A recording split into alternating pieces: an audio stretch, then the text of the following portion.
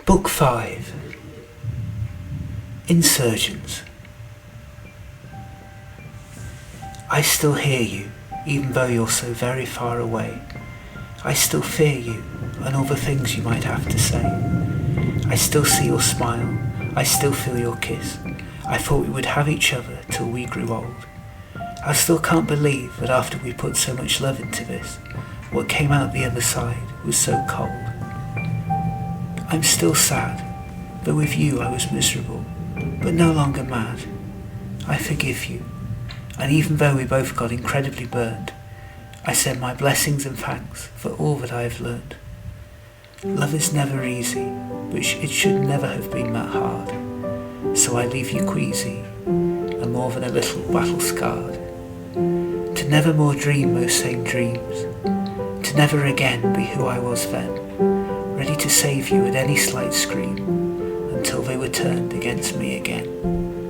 I walk on alone, our backs to each other yet, but I will always be grateful for when our paths met, and wish you well, while hoping that, wherever you are, isn't a similar sort of hell. Time stood cruelly still, leaving Eleanor frozen in horror, a comatose prisoner trapped in this one moment of her life she couldn't move on from. It seemed as if she was always there, reliving this moment of horror, while slowly everyone around her got on with their lives and gradually forgot what happened. She was still processing this moment forever, still grieving, unable to leave this fragment of time when everything went wrong and her life was changed completely in the smallest of moments. She knew Oberon had gone before she had even reached him, still cradling a frightened Eleanor in his wings. She had felt his aura pass hers, just for a second, as it lingered in the sky, to turn round and bid her goodbye. The last time she felt that familiar thrill she had felt every time she had looked at him since that first meeting. A feeling to be felt no more, to be tidied away in a museum somewhere in her mind, to be remembered always, but never again experienced or added to. Ignoring her own safety, she flung herself at his still body, begging him to move, to get up, to turn his characteristic intense stare at the crowd. She even pressed her forehead next to his, trying to feel the same busy, meticulous inner thoughts taking place inside that she was so used to. Instead there was nothing, an empty space where once there had been a whole universe bigger than even the one she had half travelled through. Eleanor howled a strangulated, primal cry that scared even herself, and the crowd all backed off, some of them out of shame for what they had done and taken far too far, others because they were half seriously convinced that Eleanor was regressing back to becoming a primal ape seeking revenge. In that moment, Eleanor supposed that they were more right than they knew. She was spiritually, intellectually, emotionally empty. She was, at last, as dangerous as they had all wrongly assumed she was. And in that moment, and in all the immediate echoes that followed that moment, they had won. Auntie C filled her in later on what had happened, not that it ever really mattered. A group of Mrasianarts had broken away from destroying their house and had been milling round the back when Oberon had leapt through the trapdoor, seeing just enough space at the back of the crowd to lure him on.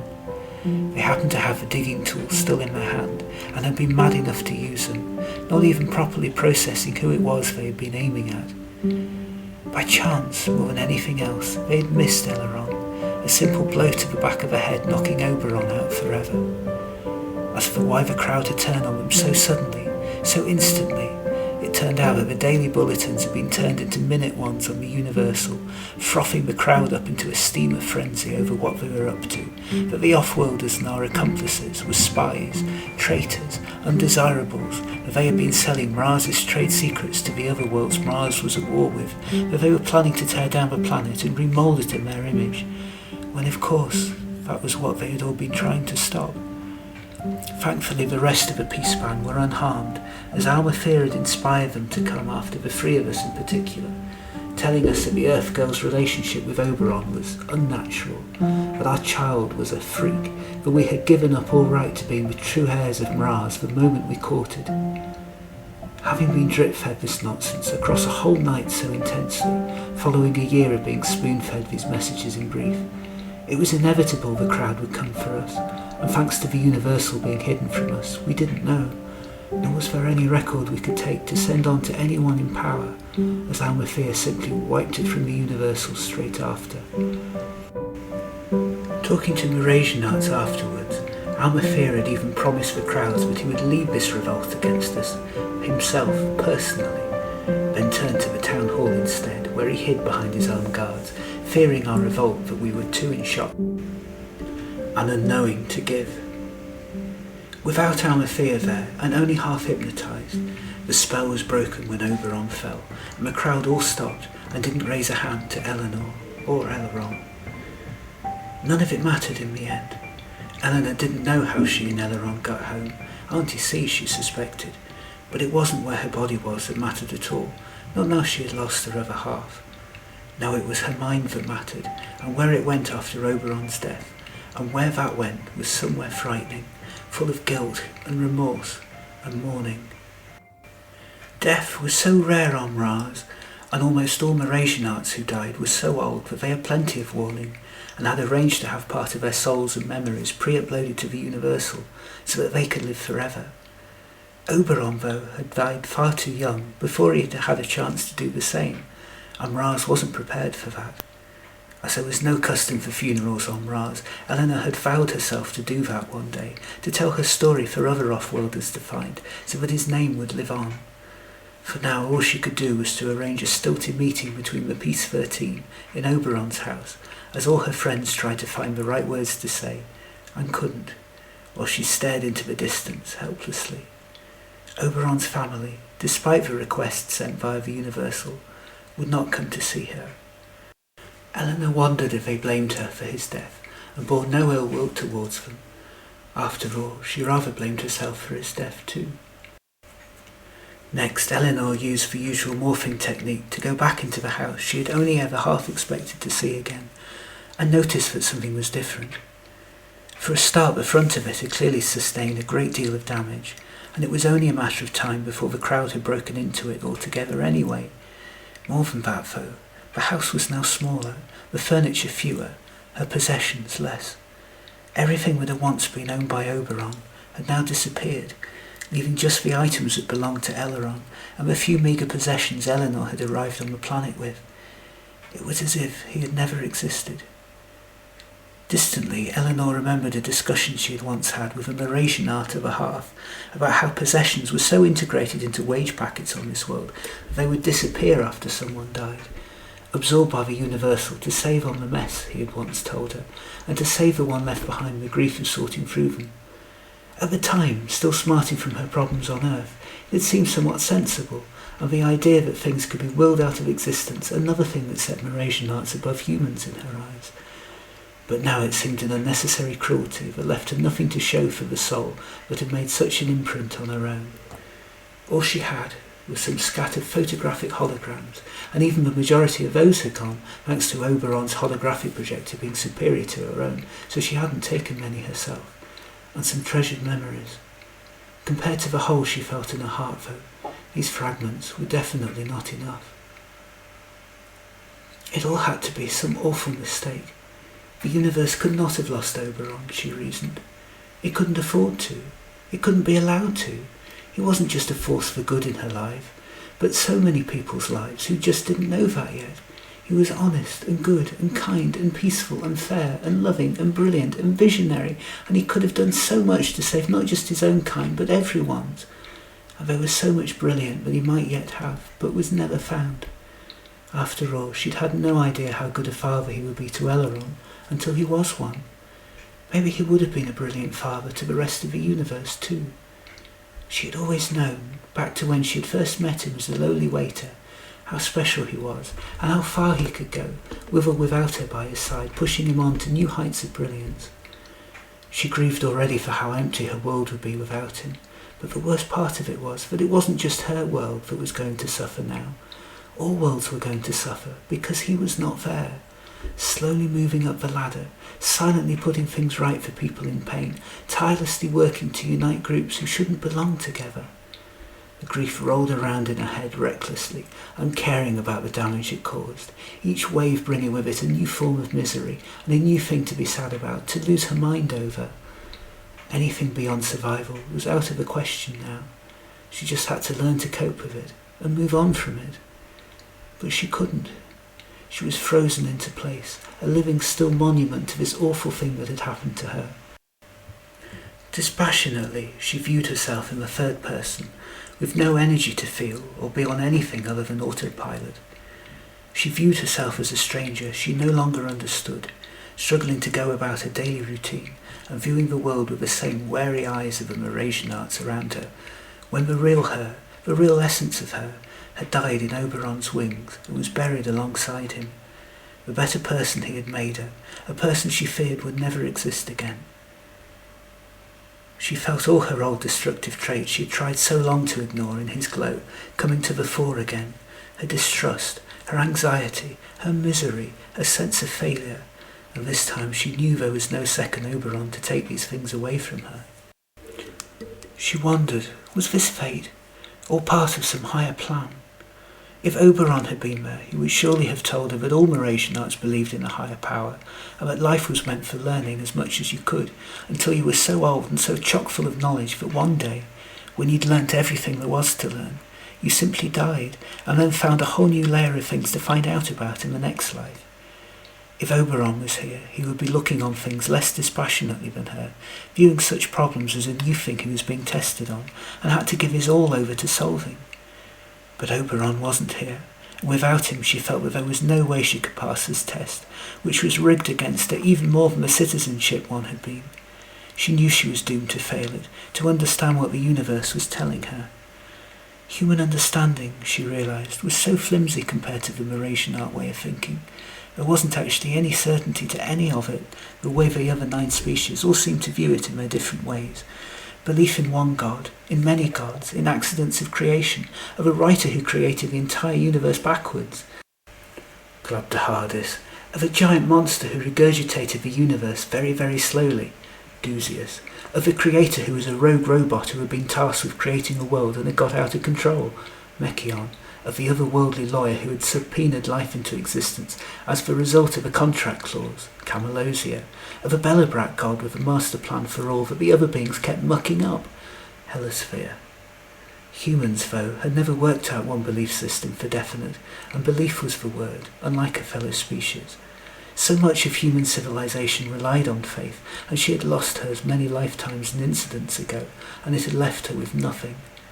Rather than thinking the way Oberon would have done, instead she indulged herself some proper human thinking as she cussed her maker, called him or her or them or it out on every cruel thing they had ever put her through, launching a blistering attack on them for letting evil win and good die, whether it be through negligence or through higher purpose or some reason she had yet to fathom, or whether it was because they didn't really exist, or because random life events just happened that way. Whatever the cause, she let them have it, for daring to take the love of her life away just as she had grown comfortable with loving again, for disrupting her life just as it was becoming settled, for robbing the universe of as good a being as had ever lived.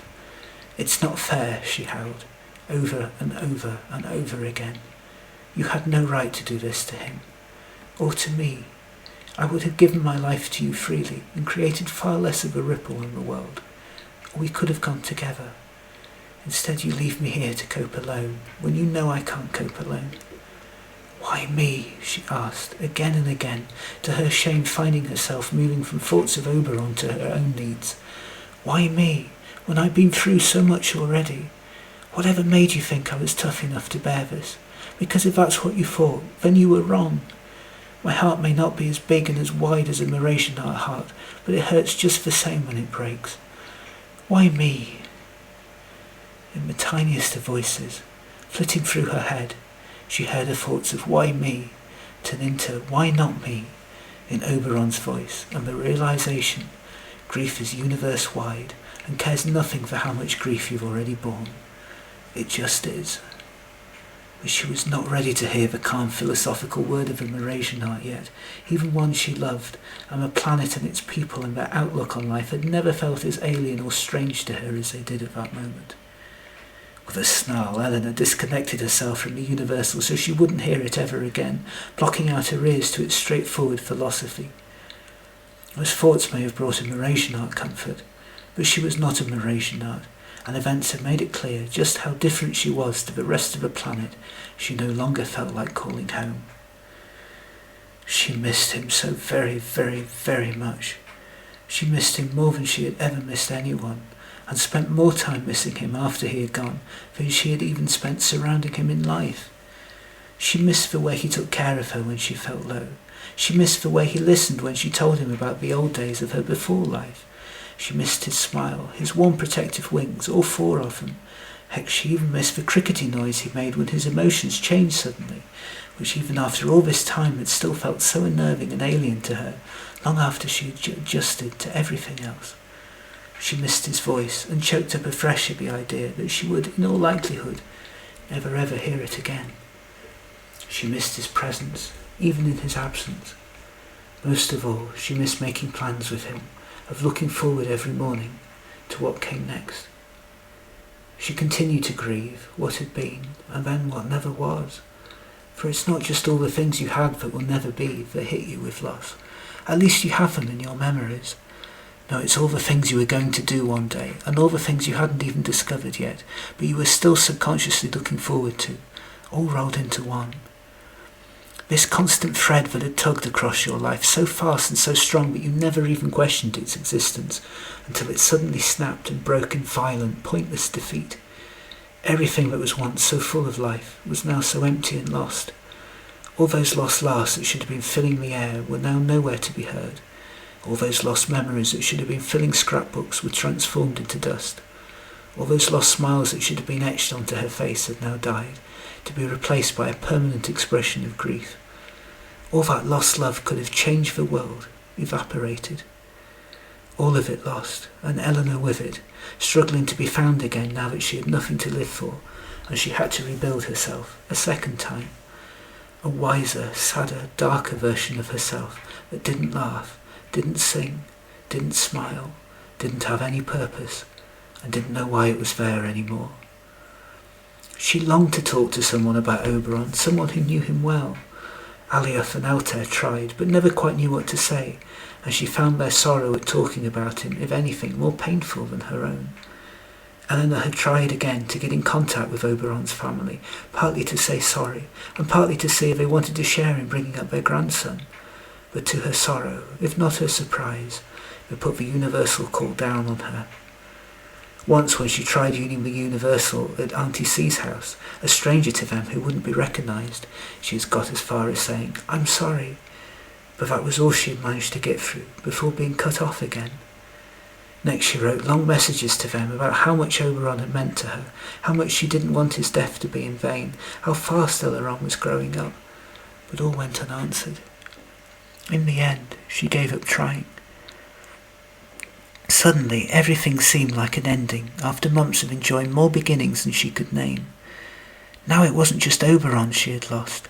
Her hope, her sanity, and the person she had once been were lost and buried alongside him, sitting in that box alongside his ashes. In many ways, Eleanor felt less alive than he did, surviving as he did, as memories, so powerful and so vivid it felt as if she could barely contain them in her mind's eye, the fear of breaking her skull. Like most episodes of grief, though, it wasn't just about who she had lost, but about herself. Eleanor realised that, after years of shutting out the thought since the last time she had been grief-stricken, that she had also lost a part of herself that she would never ever be again. Whoever she met in her life, however close they became, she would never again be that person. The one who danced the dance of intimacy with the one she loved, reacting to his reactions, adjusting to his adjustments, the spark that would cause her to reach ever further into certain conversations than she had ever been before. She had always felt as if she and Oberon had always shared a secret language, and now that language was gone, never ever to be spoken again, and what was worse, only she was alive to have ever known of its existence now. How she wished she could go back in time to relive all those memories over and over again, or, failing that, to recall them all to watch again, to wallow in the sheer normality of it all, to have the luxury of having an experience again, rather than a mere memory. Then she realised that she had. In that sense, the universal was both a blessing and a curse, a rabbit hole of better days she had no willpower against falling into until she became lost there. A part of Oberon, his thoughts, feelings and deeds dating back to long before Eleanor knew him, further survives on the universal, and Eleanor read through them obsessively, learning so much she had never known about him in the process, and had once thought she had all the time in the world to discover. As she learnt more about Oberon, so her own life seemed to shrink in comparison, as she lost hours, days, weeks, reading up every last bit of information she could find on him, in her sheer need to keep something of him alive. She had always known, secretly, since meeting him, that he would be her everything. But now that was literally true, and she became lost, hopeless at all tasks that didn't revolve around thoughts of him. For she had nothing else to do now. She had lost the part of her that at once enjoyed that delicious thought that you knew what your life was going to be, and the certainty of who it was going to be spent in company with, now reduced to ashes, every bit as final as the ones in Oberon's grave. Even that wasn't enough, though, after a time. For memories could fade and die, and, however happy, could never recreate the sheer art of being. Without Oberon, what would Eleanor herself become? She had rather liked the person she had been when she had been with him, for Oberon had brought out all her best qualities, her kindness, her patience, and her loyalty. Without them she was back to being the scared little earth girl she had been before she had met him, when she had first come to Mras, lost, hopeless, helpless, and hideous. Her hopes, once light as a feather, scarred over and transformed into weights that now crushed her spirit. Her beliefs, once so certain and crystal clear, clouded over to the point where everything seemed dark, as if she had been trapped in a Clandusprod cave against her will, and she was too confused to ever break free of them. Her sense of enjoyment was now a distant memory, a thing that happened to other people, not her. She carried a new set of constant companions around with her that she had never properly been introduced to before, except in fleeting ways, fear and anger, which coloured every relationship she still had. These other people were not, could never be, Oberon, and their daring to continue to exist when clearly inferior beings, when he didn't, set her off in paroxysms of wild fury that invariably caught her by surprise, even when she knew it was unfair of her. How dare these people, who meant so little to her, still walk around alive and wishing her well, when he who had once meant so much to her was lying there dead? The audacity they had, moving on with their lives, of not having to live with the inescapable reminder of death every waking moment. What could she possibly have in common with them any more? Every conversation she had now felt at such a lower level without Oberon there, that she struggled to even hear it, to accept it as speech, as conversing, when it barely seemed like the same language she had once known. Eventually she stopped trying, living in her own bubble of grief that no one could penetrate, as protection from the noise of chatter, of having to look people in the eye and explain how she was feeling, when it was unexplainable. For some reason, where she felt disdain to strangers and a dislike of former friends, she now felt an odd kinship to her detractors and attackers. So this was what hate and fear and agony did to you. Yes, suddenly Eleanor could see why they had acted as they did. She wanted to do the same to everybody that they had once done to her, to rule by control and power, to have say over who lived and died, to feel that power burning in her hands, to hate everyone who hadn't been through what she had. Because she had no control over her life anymore, she suddenly craved it in a way she had never done before. She also hated herself for what she had done to Oberon, and blamed her own part in the story over and above the attackers. Of course they all hated her for being an off-worlder, but hadn't she brought misery to the on-worlders she had loved more than she ever knew it was possible to love? Distantly, Oberon's words of love rung in her head, telling her that he would gladly give up his life and that she was worth it, and that his predecessor had surely thought so too, but they were drowned out by other thoughts, that she should have stopped him, that she could have stopped him, that she should never ever have come here, because then Oberon would have been alive and happily in love with some local Mrasianart, and nothing else mattered, other than the fact that he was dead. This was not the human who had come from Earth just, 1 Earth year ago. Eleanor had left Earth a little shaken, battered and bruised, and had considered that the end of the world. But now she was broken and destroyed, the anger and grief that fueled her now fused into a constant roar of defiance. Never again would she trust, never again would she know happiness, never again would anyone or anything mean anything to her. She was a husk, a damaged shell, a broken record that had stuck into place the moment Oberon had died, leaving her unable to move on. Somewhere through her misery, as she felt the shame of realising that Eleanor was grieving too, and was mostly being brought up by Auntie C now, resenting how she was leaving even the only part of Oberon she had left in their son.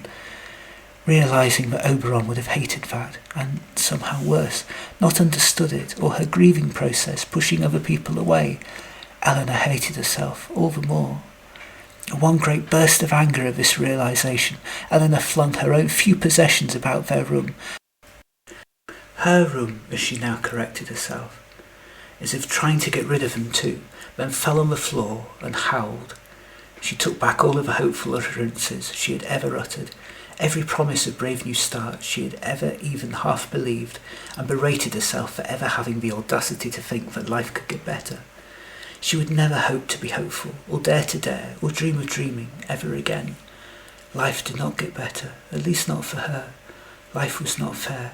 Life was cruel. Life was cowardly. Life was something she no longer wanted. Wearily she threw her head back and through her tears vowed to never ever be so foolish again as to believe that she could be better, that life could be better. She howled some more, leaked bitter tears, she stamped her foot like she was 3 years old again, and eventually, all her energy and emotion spent, she gave up. How do you start again when what you had in your hands was exactly what you wanted, and appeared to be so unlikely that you never thought it would happen once, never mind give credence to the thought of it happening twice? There was, Eleanor realised, nothing in her past that would help her overcome this ceaseless longing. She suddenly realised how poor the Earth education system had been, failing to prepare her for this difficult part of her life. At least the Mrasianarts were taught monthly lectures on loss and grieving. Though going to these lessons was the one time Eleanor felt really out of place and vulnerable on Mras, as if all the Mrasianart eyes were staring at her, waiting for her to cry. Emotions being a supposed Earth thing Mrasianarts didn't have, though she knew well from Oberon how emotional Mrasianarts could be in private. Eleanor also knew that what was stopping her from taking up the next chapter of life was that it would mean she would have to let go of the old one, and that would mean having to let go of Oberon. Still, she knew she couldn't stay here, not like this, and that she had to leave this part of her life behind her and move on sometime.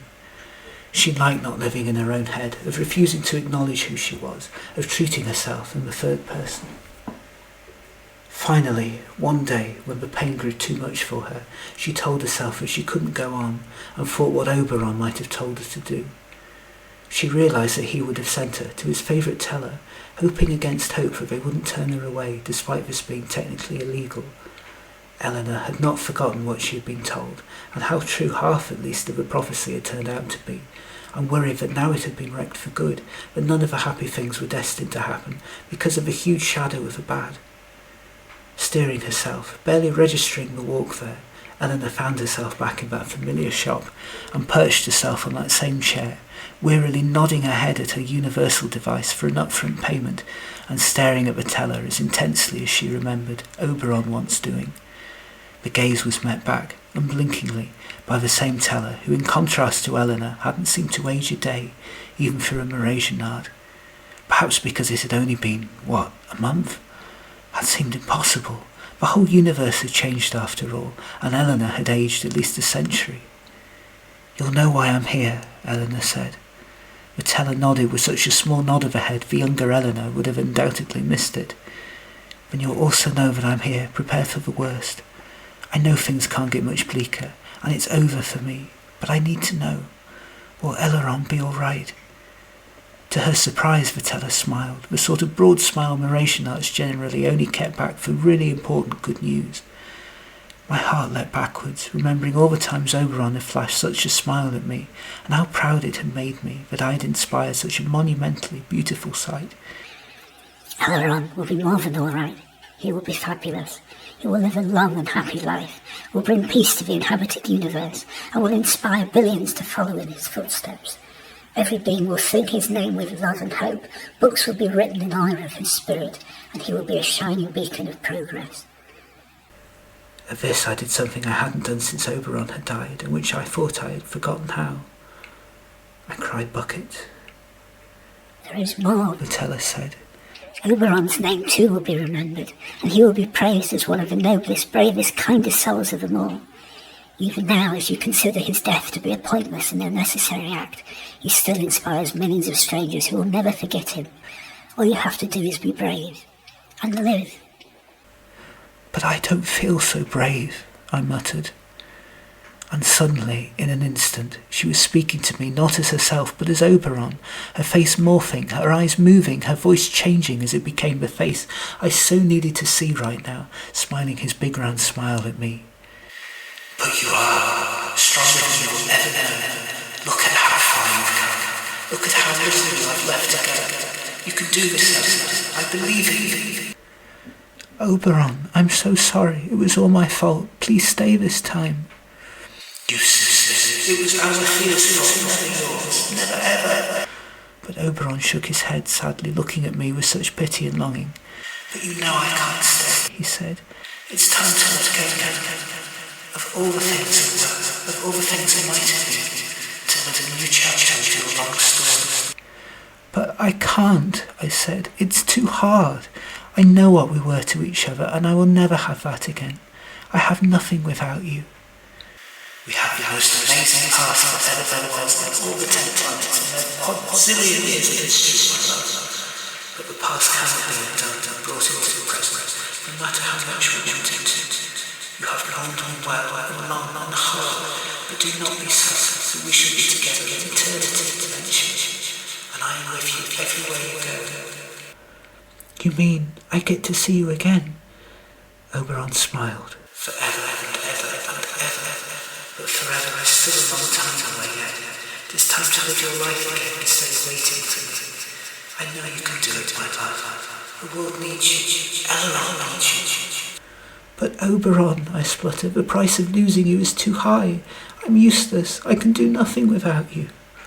The tears flow faster now as I begin to seriously worry if it is possible to drown in your own crying. You and I both know that isn't true, and your journey is far from over the way you think it is. I know everything seems to be over, but there is yet more life left to live, more stories to be written, more smiles to wear, more fun to be enjoyed, more decisions to be made, more happiness to be cherished, more memories to be made. This is the end of a very great chapter of your life, but yours is a long book with many pages, and so much is waiting for you. But first, to enter, you have to let go and turn this page and let the new words that are waiting find you and wash over your life the way you were meant to. You seem to think that I'm cross with you, but I can never be, for you have done nothing worse than love hard, and there is nothing wrong with that, and everything right. Instead, I am so very proud of you, the way I always was. I regret nothing. You were my life, and you were made for each other. I would willingly die many times over if it would save you or Eleanor. Don't carry around this guilt anymore. If you brought me nothing but joy when I was alive, and that joy was worth 1,000 deaths. But I can't let you go, I said, sobbing openly now. You meant too much to me. Oberon smiled sadly and shook his head. There is just that one action you need to take to honor me. Turn the page, move on with your life. Let the past go like the phantom it is meant to be, well and truly left behind in this other realm, where all our possible lives live, and let it stay where it belongs now, instead of living with you in your present. For it is right and proper to mourn in the morning when something great is lost, but it is less right to take that morning with you through to the afternoon or evening where it no longer belongs. Forgive yourself, Eleanor, for you played your part well, and everything you did was meant to be for the good of the future, however mean it seems to be to the past. The present, though, is what matters now, and it waits, beckoning for you to embrace it, and let it bestow upon you all the wonderful light and joy that comes out of that time of such darkness and despair. Oh, Oberon, I said, how I've missed your wisdom. Why can't you just be here with me now? How do I do right by you? The Teller-Oberon hybrid face smiled. You are ready, every day you live and keep fighting. The face looked sad and stopped smiling that wide smile for the first time. And sadly I can't be there, because that wasn't our destiny. Your destiny now lies on Mras, of finding a way to stop our fear, of turning our hand back into a place that's safe for everyone, not just you. My destiny was to be a turning point for my homeworld, but I need you to act for it to fully turn. I know you can do it, Eleanor. I know how strong and true you are. I won't let you down. Thank you, Oberon, I said, for everything. You've helped me in so many ways, more than I could ever tell you. If this was the only way I could meet you, I wouldn't have changed it for the world. Oberon smiled again. Thank you too. Even without it, gave me everything I ever wanted. It just ended up being that much shorter than I hoped it to be. But that didn't stop it from being every single bit as wonderful as anyone could ever have asked for. Live your life, if not for you, then for me and forever. I know that I will always love you. As I will always love you, I choked through my tears, as the teller with Oberon's face leaned in to press into my forehead, and I felt him slowly disappear, to transform back into nothingness, leaving me feeling embarrassed, clutching a near stranger's head. She seemed unperturbed by it, though, and simply, quietly, withdrew her head back from mine. Thank you, I mutter. Oh, how I needed that. And the teller smiled at me and patted me on the arm. And that was how I came to at least be partly myself again, to look after Eleanor, to learn to be at least a little like my old self once more. Though technically I was still illegal, one thing grief had done for me was to make me feel invincible. Talking to Oberon in his speech that I still had action to take only made that feeling stronger. Though the bulletins pouring scorn on us off-worlders still raged away, I felt immune and uncaring, as if nothing Almathea could do to me or Eleanor could touch me now that the worst had been done. Public feeling too had softened, as if the shock of murder had brought Mras to its senses, made it take a long hard look at itself and see how prejudice had affected it. Very few people threw hateful glances at me or Eleanor anymore. Instead they hung back out of embarrassed sympathy, more afraid of what they might do than anything I might do to them now. One or two Mrasianarts even risked the glare of Almathea and told me how sorry they were, at how much they hated what had been done to Mras compared to how they remembered it. Others smiled at me and told me how much Eleanor looked like his dad and how proud he would have been of me. Yet more vowed that they would fight on my side this time if it came to it, that Oberon's death would not have been in vain. Throughout it all I smiled and murmured grateful thanks, for I knew they meant well, though in my head more often than not I was thinking, where were you when he died? Where were you when we were fighting for our lives to stay on this planet for our rights? I couldn't blame them though, not truly, though we lived on the periphery of their lives, and strangers don't normally risk lives for strangers. Even the Universal, uniting Mras together, hadn't found a way of overcoming the universal need for looking after oneself. At least this newfound empathy was better late than never, and it was indeed some comfort that Oberon hadn't seemed to have died for nothing. In his honour I vowed not to hide any more, but to live my life openly, without fear of what Almathea could do to me. The peace bands still met though, not often as a group and never to play. The joy of music had left us all with Oberon. Something else I knew would have upset him greatly, but I hadn't the heart to hear that music again just yet, or see someone else conduct in Oberon's place. I compromised by teaching Eleanor how to play the Mahivalan, as I know how much his dad would have liked that. The others revealed, bit by bit, how frightened they had been that night, how much they wished they'd had warning to be there at our house, to protect us. Even Jeremy came up and said this to me, which was so sweet of him. They too were dazed by Oberon's death, and Alioth took it particularly hard, losing his oldest friend, and their own dreams of what they would do in the future, making their world and their universe a better place. Alioth had recovered quicker than I thought, for he was already talking about overthrowing Almathea and standing in his place in honour of Oberon.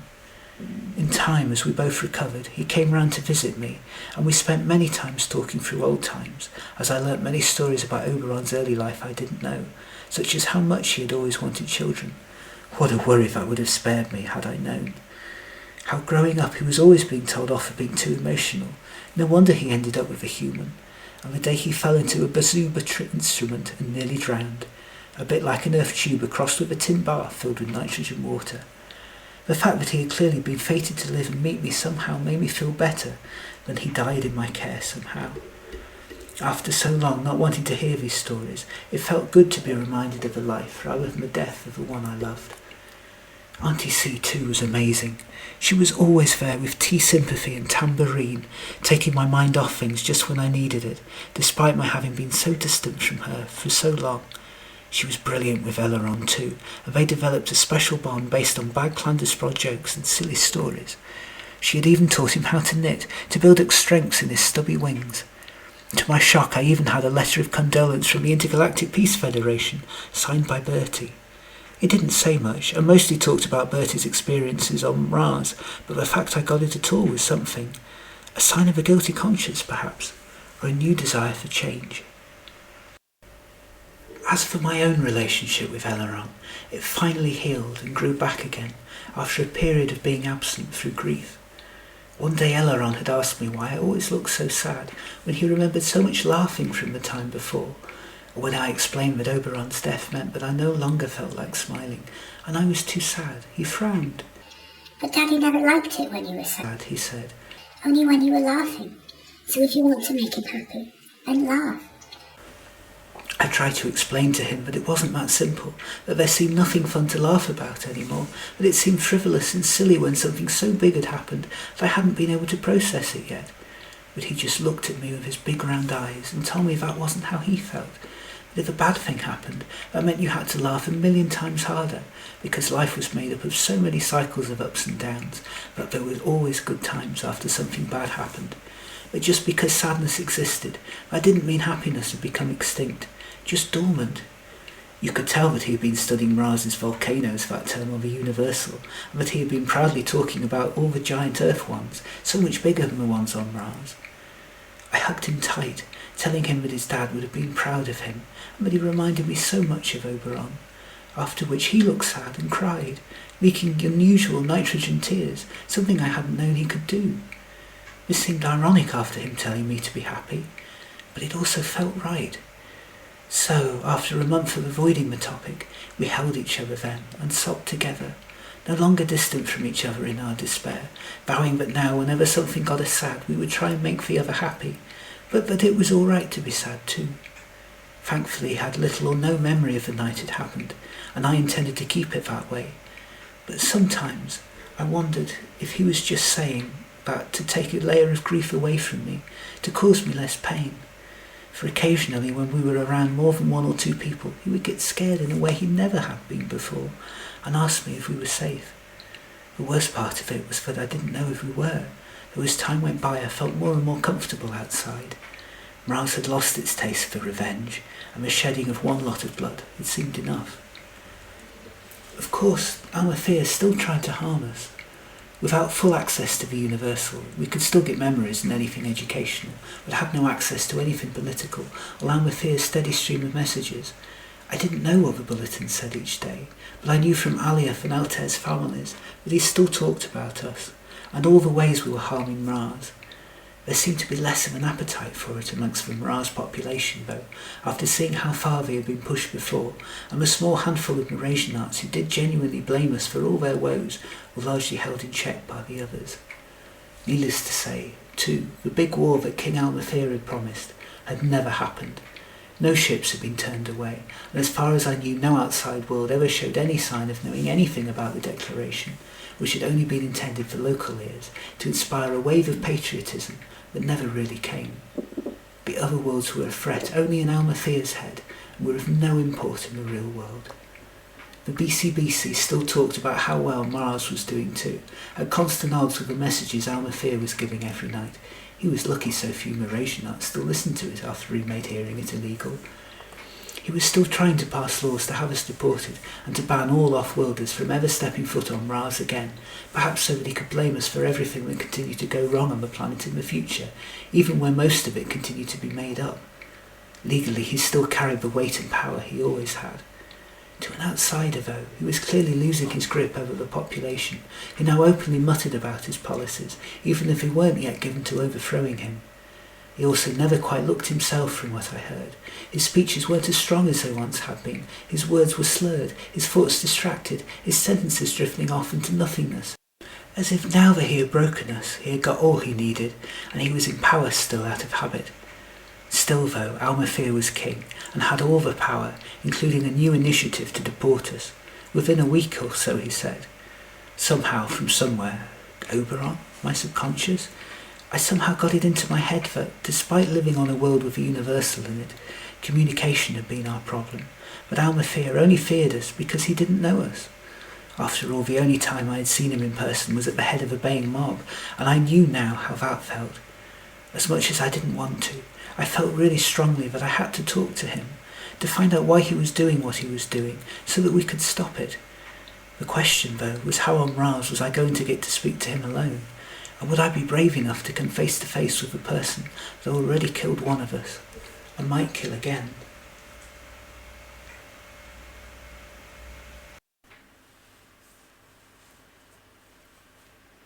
It was Eleanor's idea, one which his father would have been super proud of.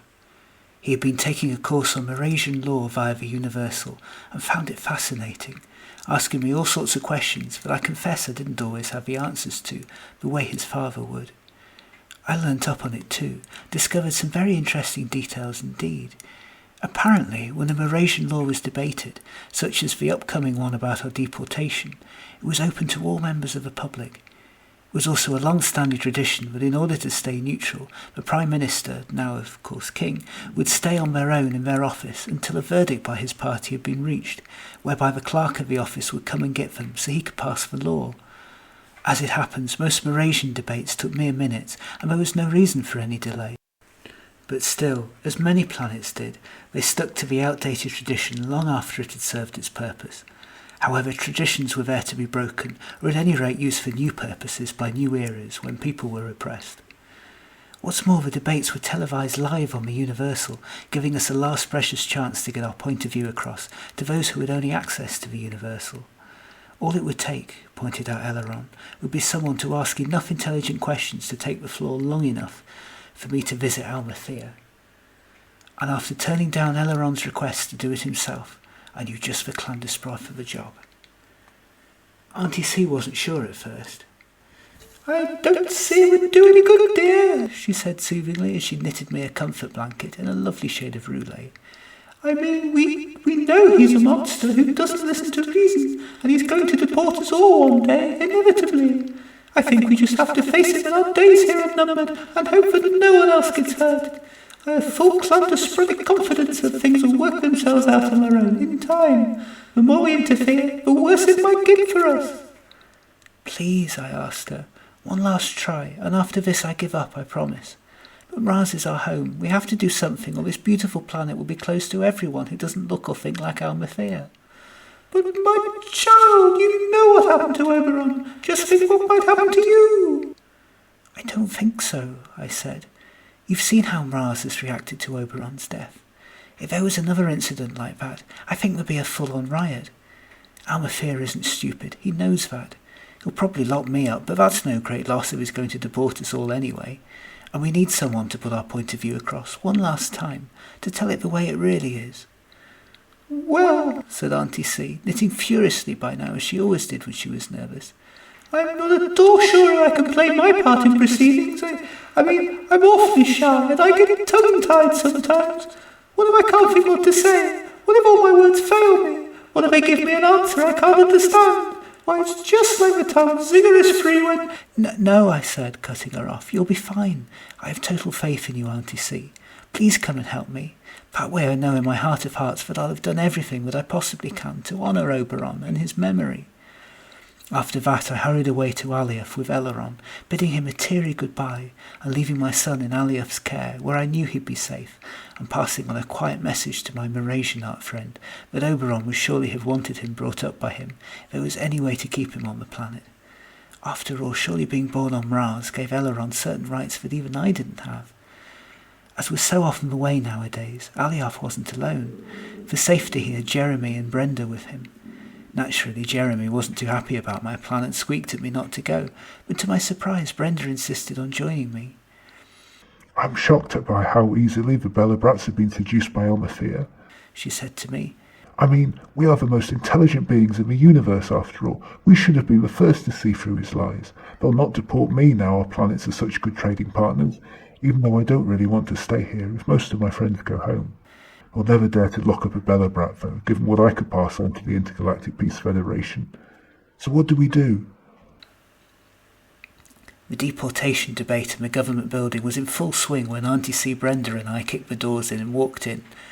As I'd hoped, Mrasian law entailed that there was nothing to stop us being there, and as I'd also hoped, we timed it for just after the debate had started, when nobody was paying attention to anything outside the door. Cassiopeia Ferret was busy giving a speech about how deportation of us undesirables was the only sensible course of action. After all, what good had we actually brought to the planet during our time here? That comment set Auntie C off. "Well," said Auntie C, standing up regally as the security guards tried to shake her off and make her sit down, "I certainly have a thing or 37 to say about that." There were chants of "Sit down, you're blocking the view," and "Disgraceful" at this. However, Auntie C was not to be cowed. "As a citizen of the planet, I have of course read all of the laws of my new home, and section 722 paragraph 67b/filterwave/algebra makes it clear that any everyday citizen can stand up to speak and ask questions if they wish. You haven't repealed that law yet, have you? Am I right?" A look of amusement fell upon Cassiopeia Ferret's face, and he waved the security guards to sit down.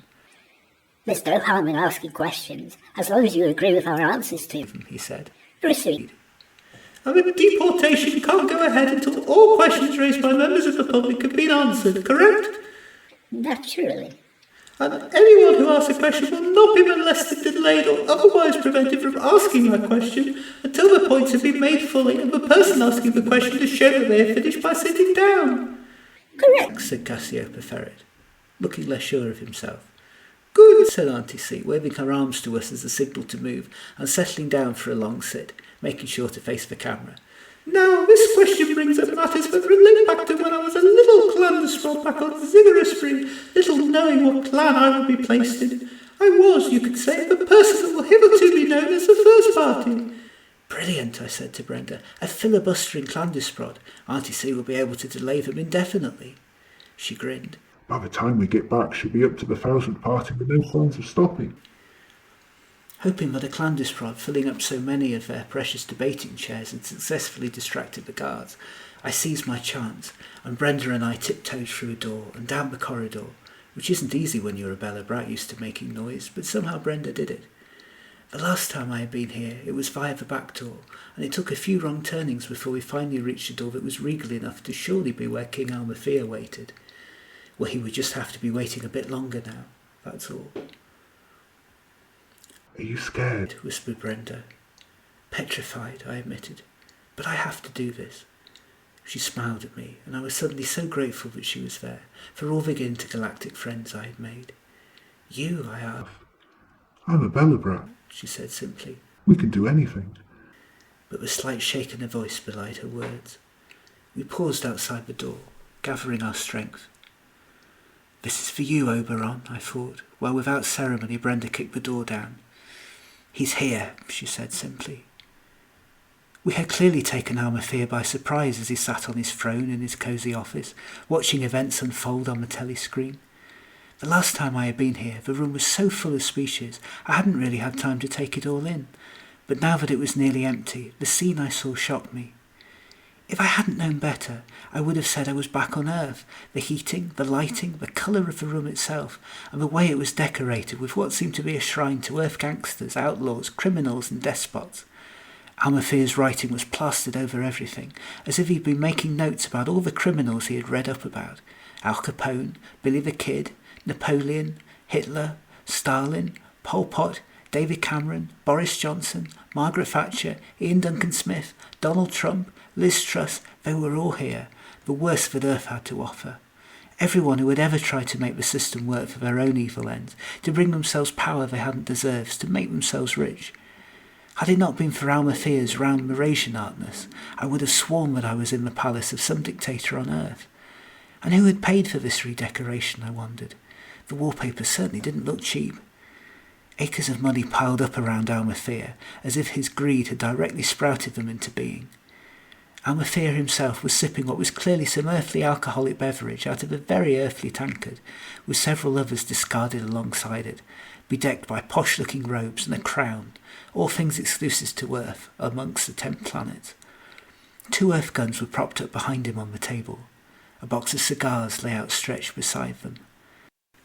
Almathea jumped back when he saw us, but he seemed surprised more than he seemed scared, and more than a little drunk, which led me to think that he for one hadn't believed the propaganda about us being terrifying lawless souls he had been putting out on the Universal.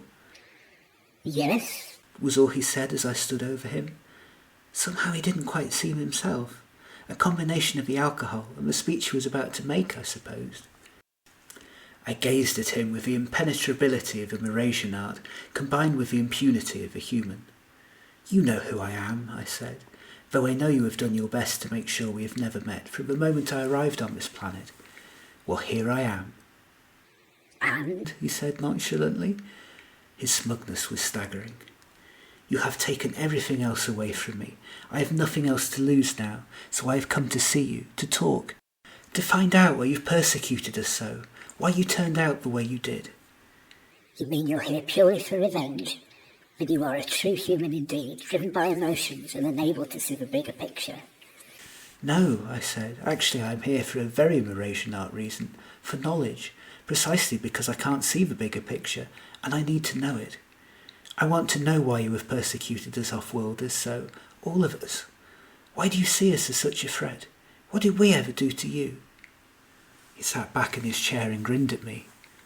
You, a human, haven't worked it out? I shook my head. I don't know if I should tell you. I sighed. "You are deporting me and my son this week. Probably a lot of my good friends too. You started the riot that killed my partner. I have nothing left to throw at you.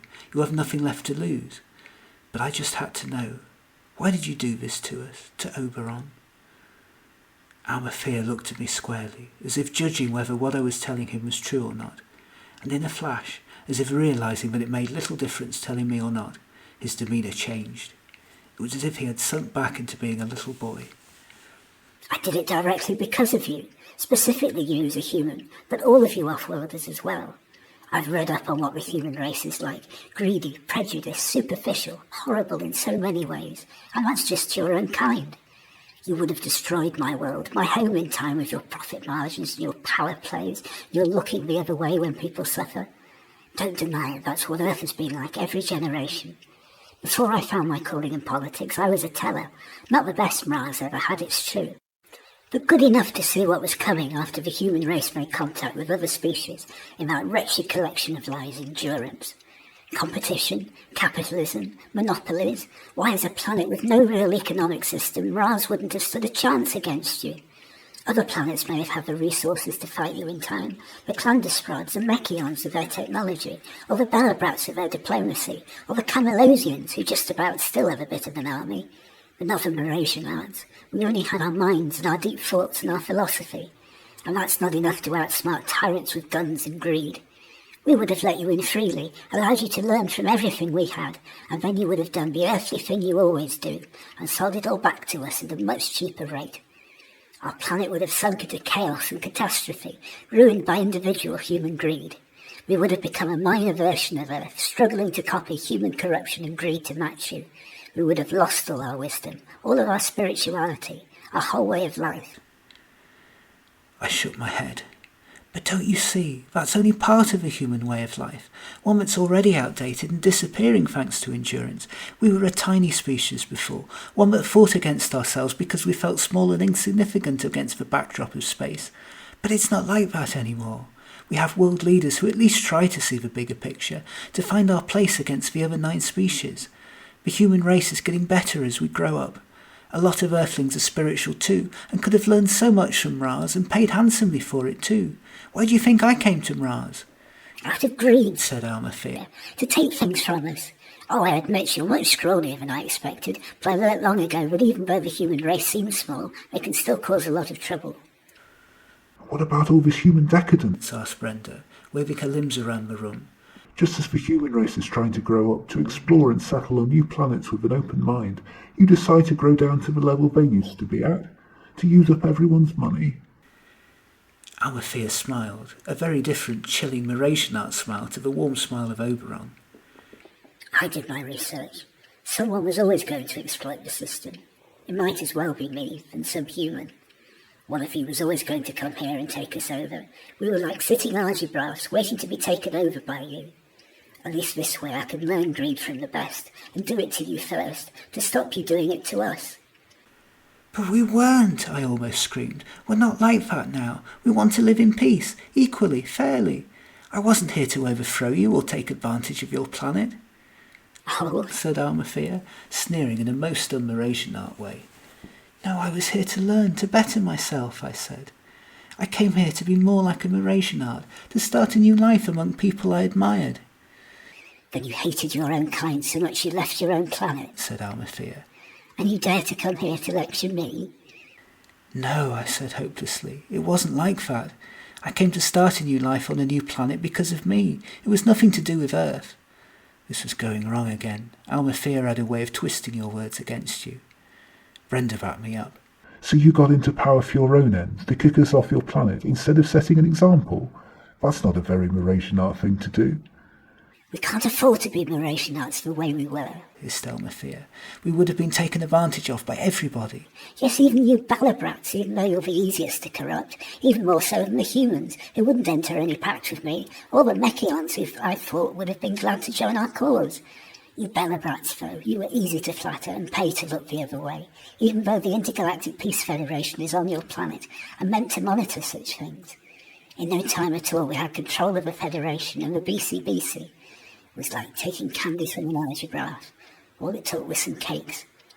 I'm actually grateful to you for sending the ambassador to me. I'd have been grooming him for some time by then. Good for the humans, snorted Brenda. The Mrasianarts too. I am ashamed of my people, and that's not an easy thing for a Belobrat to admit. The way I see it, though, this has nothing to do with species now, but with individuals, and the Earthlings were smart enough to see through you as a person. I just wish my kind had been sensible enough to do the same. Yes, I joined in. There are corrupt people on every world, and on Mras, that's you. We just have to hope that the people see through the poor leaders and know that there's more to all of us than our past, that we can learn from each other and grow into better beings. Almathea snorted at this, a cruel Earth-like laugh. You've been reading too much of that infernal book, Species Working Together. Bah! What I saw in Endurance, what no one else seems to have read in it, was that the Mrasianarts were right. Humans do have the capacity to be the destroyers of worlds, even if it is only some of you. One is all it takes. Just look at the cycle that's been repeated on your planet time and time again. The leaders who are elected in the name of peace who end up starting the most wars, or those voted in on the back of communism who declare themselves kings and tyrants, the supposedly good, humble, ordinary people who end up being seduced by profit more than anyone, or simply those who claim to represent the humble common human who end up being so cut off from them that they are used as cannon fodder for wars that make the leaders rich. No, I shouted back, that was the oldness. We're not like that anymore. Not since Owen and Lizzie. He looked at me with pity. Are you really so naive? To think that a book and a peaceful publicity campaign and a Peace Orchestra now can stamp out so many millennia of horror? You weren't even in tune half the time. I knew he had a point. Well, not the being out of tune bit, that hurt, but that an orchestra couldn't hope to change the universe's ways, not without changing the minds of those who heard it. Sometimes, though, it only took one person to get the message through in order to make life better. I had to make him see. Please, I said feebly, we've changed, we've grown, just as discovering other inhabited worlds has had such a profound impact on your planet, so it has on ours. We can see through all of our faults and frailties now. We know we have more to learn. We want to work together. We want to live in peace. Had Almathea been a human, or even a Mgrumph, I would have called the noise he uttered a harumph. There was a time when I thought you yourself were a threat to us, that you were here purely to overthrow our government from the inside. That is why, when I was still a clerk and learnt that there was a human coming, I did my best to get to power as fast as I did. When I found out that I was too late to stop you coming, I did my best to ignore you and hoped you'd get bored and go away. Then when you seemed to have such an influence, I tried to drown your words out. Only then did I try to deport you. Even now that seems better than eradicating you and creating another martyr like that other one who died. Now I see how weak and insignificant you are. No matter though. You must see, I will not lose the planet I have loved all of my life to you humans at any risk. Things have to stay as they are. With this, Almathea looked behind his desk and saluted his flag, the Mras one of it who'd been printed upside down. Our flag, our planet, our means, our rules, our people. None of you busybodies interfering in our ways. We shall make Mras great again, just like the olden days.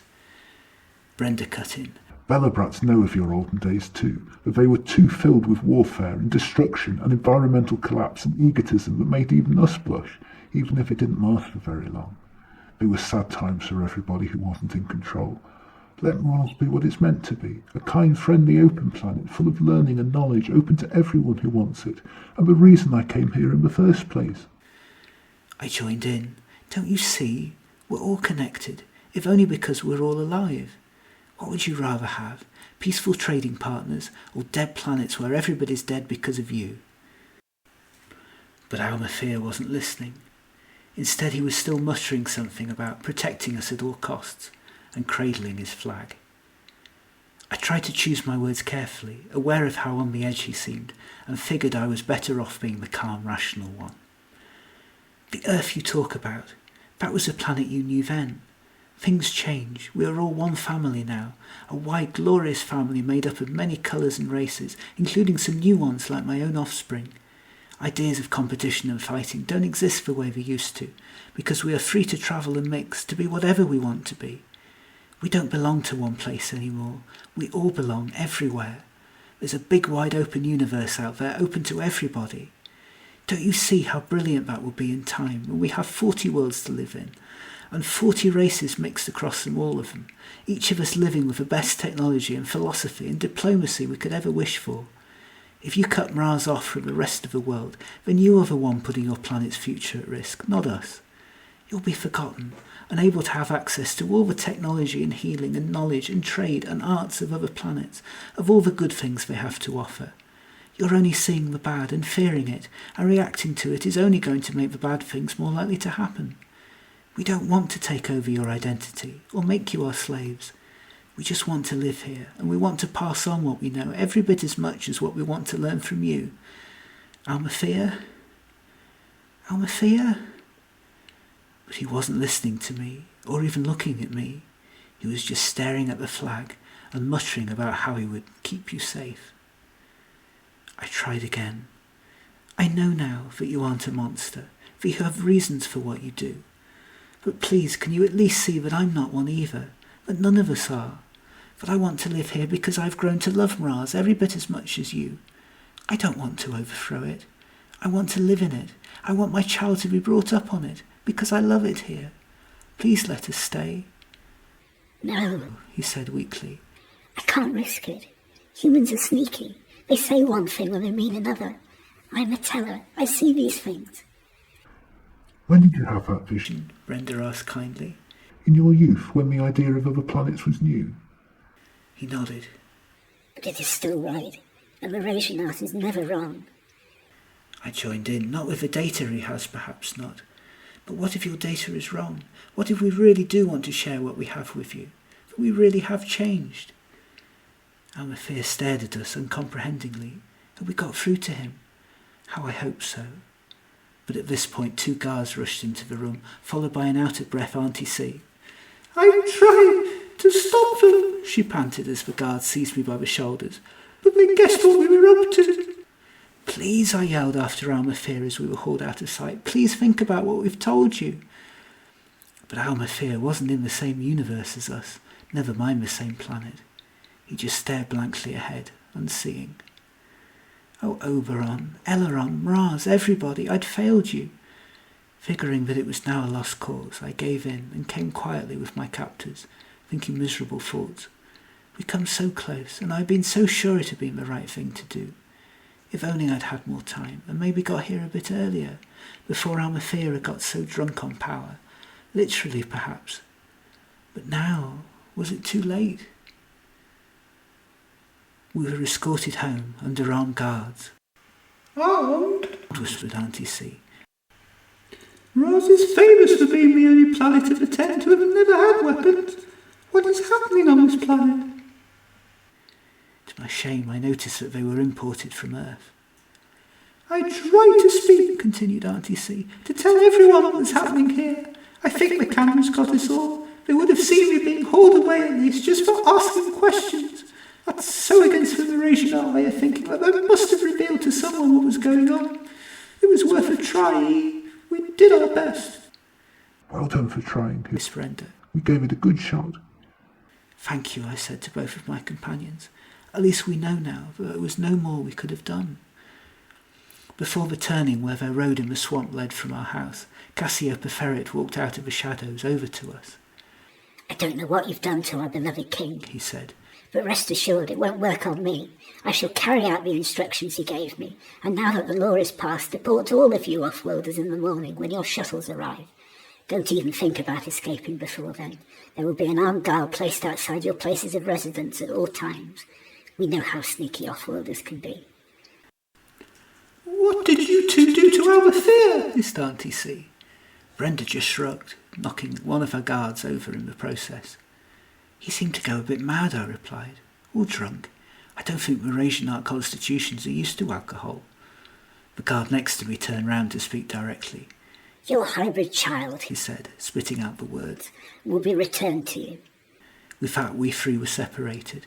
I was marched down the road to my house, and the guard morphed through the door with me. Ignoring him as best I could, I sat down on my tiny chair, Oberon's sofa having dissolved after his death, and tried to think. What had Cassiopeia Ferret meant? We had actually seemed to do a very poor job of getting through to Alethea, and in many ways we were worse off than before, without even the chance of a final goodbye between the peace players. But Cassiopeia Ferret had actually seemed scared of us, and I had never seen him like that before, as if we cast a magic spell over Alethea. Oh well, there seemed nothing we could do about it now. Whatever we'd done, or not done, would be for a new generation of off-worlders to solve now. If at all. My thoughts were broken when Eleanor suddenly shot through the door, running from the guard who pursued him. I hugged him tight and told him he was safe now, that we were together. Jeremy Alioth and I were in the middle of this great game, he said, when all of a sudden this guard came and swept me up. What on Mras did you do? I'm not sure, I admitted. It seems like we did something, but I don't know what, and I don't think it was enough. I'm afraid you might not be able to see your friends again, Eleanor. I'm very sorry. It wasn't meant to be like this. You were meant to be safe, making friends, having fun and growing up as a proper Mrasianart citizen. You've been very brave, taken like that on your own by that guard. I wasn't on my own, said Eleanor. Martha was with me, keeping me safe. We're going to do something, Mummy, tomorrow. All my friends are going to march everywhere. Martha's organised it. Good old Martha, I sniffled, pleased at hearing him say something normal. Say thank you for me. You're leaking again, said Eleanor simply, before putting on his Oberon face, where he seemed to grow several decades older, and patting my arm. You did everything with the best of intentions. You weren't to know what would happen. I would have done the same. Maybe, I said, but then you would be feeling as sad as this too. I've messed everything up. No, Mummy, said Eleanor. You tried your hardest to make things right for all of us. Daddy will be proud of you. And don't worry, it's all going to work out tomorrow. You wait and see. With that I hugged him even tighter, realising that I had never before seen so much of his father in Eleanor as I had tonight, as he tried to placate me and make me feel better. Well, Oberon, I said in my head, I hope that's all true, and I didn't just make everything worse. It was a sad day. Eleanor and I had been marched out of our home without a chance to take our belongings, or to really say goodbye to the house we loved. We were taken to the space shuttle, passing all my old favourite haunts along the way that I tried to say goodbye to in my head, as I made my journey through Mras in reverse. The swamp where I had first lived, and where most of my friends still were. The park with its lurid great statue of Alethea leering down at us triumphantly. The Kollawallaboola Club, which without a good half of its staff members was now, hopefully temporarily, closed and in the dark, all its lights off. The ambassador's office turned job centre, which now seemed to be a rehabilitation clinic. Rehabilitation for what, I shuddered, worried about what might have come next had we stayed. To my surprise, as we walked, we picked up quite a few Mrasianarts, who walked with us.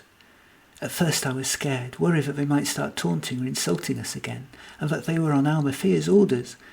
But no, they all seemed rather sad and cowed, as if they were desperate to stop what was happening, but were afraid to step outside the law. They seemed to grow in number with each footstep we made, until there were hundreds of them. It was a sort of belated comfort. I had always known that it wasn't the people on Mras I should have been afraid of, but the leaders, and I was glad that they were here to see us go. I smiled sadly back at them. Whatever had happened between us, it was still my people, and I was sorry to bid them farewell. We were walking at Mrasianart, not human pace, so got to the space shuttle in no time at all. We seemed to be the last ones there, Eleanor and I, perhaps because we lived furthest away. I nodded at all my friends who were being held at a distance under their own armed guards, each species held beside a different shuttle. There was Auntie C, furiously knitting, Jeremy looking more nervous than ever, looking concerned, Mariana looking at her feet, and Harry-doo-dee-dee-doo-dee-dee-had, and Harriet looking defiant. At a distance, held back by more armed guards, were Bettina, Alief, Altair, Astrophel, and Baltair, each one looking on sadly as we were marched away. It seemed as if they were safe at least. They'd come for us off-worlders first, and Brenda had been right that they let the Belobrats alone as Mras's big trading partners. The guards seemed to have forgotten them, and I could see them thinking, making their minds up whether to storm the guards or not. But they, probably sensibly, decided against it, and that we would only be rounded up again. Never give up hope, called out Auntie C suddenly. Peace and love will always find their way through past evil, however long it takes. We will all be back here one day and reunite again. That's a Clandusprod promise. With that, she was unceremoniously bundled into a waiting shuttle before finishing a sentence. I wished I shared her natural-born Clandusprod sense of optimism. The intergalactic peace band forever, suddenly yelled Alief. Up the off-worlders and the hybrids. We will never forget you. This is always your home. Then he launched into an a cappella rendition of Reach Out from our different places. We all joined in and filled Mras with one last great burst of song. We reach out into the darkness to help out a friend. We shine a light to help them see. Though we know not their name, we help them just the same. And maybe one day when in need, they might help me. Before we got to the second verse, though, we had all been carted away, with Eleanor and I stuffed inside a tiny shuttle so different to the luxurious Clandusprod type I had travelled in. All that long time ago it barely seemed like the same sort of vehicle. Forced into a tiny seat and holding Eleanor on my lap, for there was only really room for one, we looked sadly out the window as we were strapped in, with the guard sitting behind us on a much comfier chair, who gave word to the pilot to fly. Waving to our friends below, we stayed staring out of the window as Mras, our home, disappeared into the distance. In slow motion the shuttle made the journey I had made a year ago in reverse, and I sobbed as I saw the reddish orb with orange and blue bits, hugged tight by its rings, still pulsating in the sky, disappearing into the distance. I had forgotten how beautiful it was, and I knew again in that instance that whatever problems we were going through right now, that I had made the right decision, that I had truly lived in the best place in the universe. I craned my neck backwards, straining to see the last glimpses of it, and even after I knew in my heart of hearts that I could see it no longer, I still stayed staring, willing it to still be there, so that I could still feel connected to my home, to my friends, to Oberon, kidding myself that this decision taken against us wasn't yet final. But it was. Moving further away from the sun's rays, now the shuttle grew dark, and, given how much Mrasianart light was powered by expensive crystals, it had no artificial light of its own. Eleanor had never been in the pitch black before. It had been a long time for me too, as we clutched each other, and I tried my best to reassure him that he hadn't gone blind. That was it then. We had lost. Our story was over. Almathea had won. Evil had defeated good, and war would now reign on this planet I had come to call home, instead of the peace we had been singing about such a short time before. Now I would have to make a new start for myself again, back on a planet where I had already failed once, and this time as a single mother, where we might face even greater prejudice. At least on Mras I had some reminders of Oberon around me, but back on Earth I would have nothing, and even though I would be amongst my own people again, I would feel more lost than ever.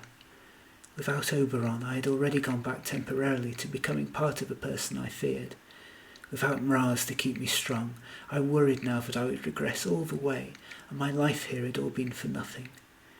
I had never felt so hopeless or dispirited. Thank goodness for Eleanor, or I would have jumped out of a shuttle then and there, choking to my death in the coldness of space. But that wasn't at all as cold as I felt right here in this darkened shuttle. I tried to think what Oberon would do in this situation. Think of something positive? That was out of the question, really, though I was grateful that my child, and all my friends at least, seemed to be safe. I knew they would acclimatise in no time, much easier than I. Even Auntie C would soon be knitting hats for her clan, and telling them about her adventures non-stop for hours. So what would Oberon do after that? Well, I supposed he would think of a way to stop what was happening. But that seemed hopeless too, with 1.5 humans against 1 armed Mrasianart. So I went to Oberon's likely solution number 3. Forget where you are and try to escape, if only in your mind. So I did, hugging Eleanor tightly as I went to sleep. It didn't really help though. In my heart of hearts I was a failure. I didn't see how on earth or Mras we were ever going to get out of this. Everything had gone wrong. Evil had won.